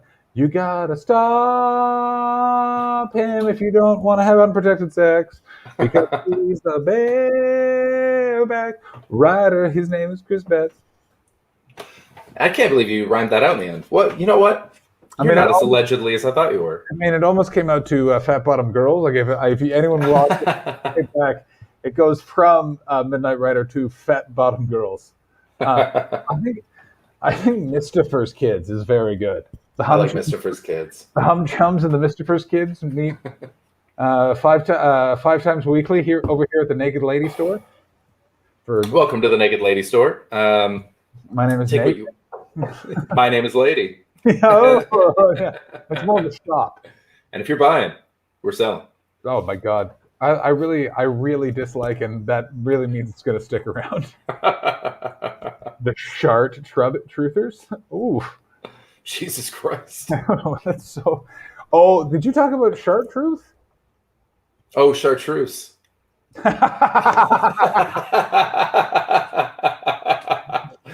Damn, Baldy. Well reached. Hot damn. That's strong stuff. Baldy fucking coming out of the corner with a whimsical yet delicious. Oof. If this was tomorrow, a huge bid for Line of the Stream. I'm so excited for Line of the Stream. It's something to hold the whole thing. It holds it all together before we go into plugs and raids. Yeah. Speaking of which, who do you? Because I always pick the Raider. It's You follow a lot. You follow a lot more people than I do, though. I'm still pretty new to Twitch. I'm figuring it out. I mean, you got to do what I do, which is really try that and then give up. Although we may be switching platforms, we may be switching to Lightstream. What's Lightstream? I don't know. It may allow for us to do gaming and stuff like that through the online platform, and also yeah. So we could do things like. Is Trevor on this thing? What is Trevor's fucking? Twitch is bad. Oh, I tried. I know Trevor Johnson? I think we all can remember that Sunday. I'm sure you do. Toronto. No, you may not have. You missed each other. You're on the one, baby, and you're gonna chat. The only ones that I have that are on are you and that Virtual Japan. So if you've got any like people, that my god, I watched that for hours. Right? How great is that channel? Just the music, it was on in the background for so long. Something hilarious was happening that I'm not going to share on the stream that I could tell. I'll tell Chris. Private chat me. Oh my god, it was. Yeah, I actually know. I've just explained it in the post stream. It's like too much. It's too involved to type, but it's very funny. Okay. I don't like going into the private chat just seeing an ex-girlfriend's name. That was uncomfortable. Andrew Arolfo. Oh, Andrew Arolfo. He's a San Francisco / LA comic who's wonderful. Andrew, what's his last name? Orolfo. Gotcha. Cool. All right, that's all set up. And thank you again, Raiders, by the way, for sticking around. Much obliged. Thank you so much for the follows and for getting involved with Steven Seagal. Yeah, for getting involved with Steven Seagal. Please join us again tomorrow at midnight UK time. Everything working back until 4 o'clock Pacific Standard Time. The raid message. I think the raid message needs to be join Mistifer's Kids. All right. Join Mistifer's Kids. We are heading over, ladies and gentlemen. Thank you all for the new followers and all of that sort of wonderful stuff. We will see you tomorrow. Chris? This has been a pleasure. All right, raid, and then we're raiding Andrew O.R. Raid. Oh, no. Oh, yes, I did it right. O-R-O. Plugs. Chris, what are your plugs? Sorry, what are we doing? Oh, damn. Yeah, my plugs are tomorrow night. I'm doing my Versus show where I will debate the opposite of anything anyone says. I've got Tom Houghton and Daniel Muggleton on, two fantastic comics. I'll be doing that live on here. Did you reach out to them saying to him? Oh, I didn't, but I will. I'll talk to him during the show. I'm sure at least one of them will want to do it. That'd be wonderful. Yeah. I might call Tom. I haven't talked to him forever, and I love him. You can check me out. He's a wonderful boy. You can check me out doing a variety of virtual fun shows like the one with Liz Mealy. I am doing a virtual show tomorrow, a character show I'm going to have to work out. It's going to be a mega character, I'm pretty sure. And what else? Check out my podcast. Please join my Discord. You are all wonderful people. Thank you so much. And we will all see you over to Raid. Andrew. And with the Raid message, join Mistifer's Kids. Join. Yeah. See you tomorrow. Thank you very much. Wonderful stream. Good job, everyone. See you Bye, guys. in hell. Pow. Oh, we're raiding. We're going to raid now. Let's raid. Raiding. Consider it raided.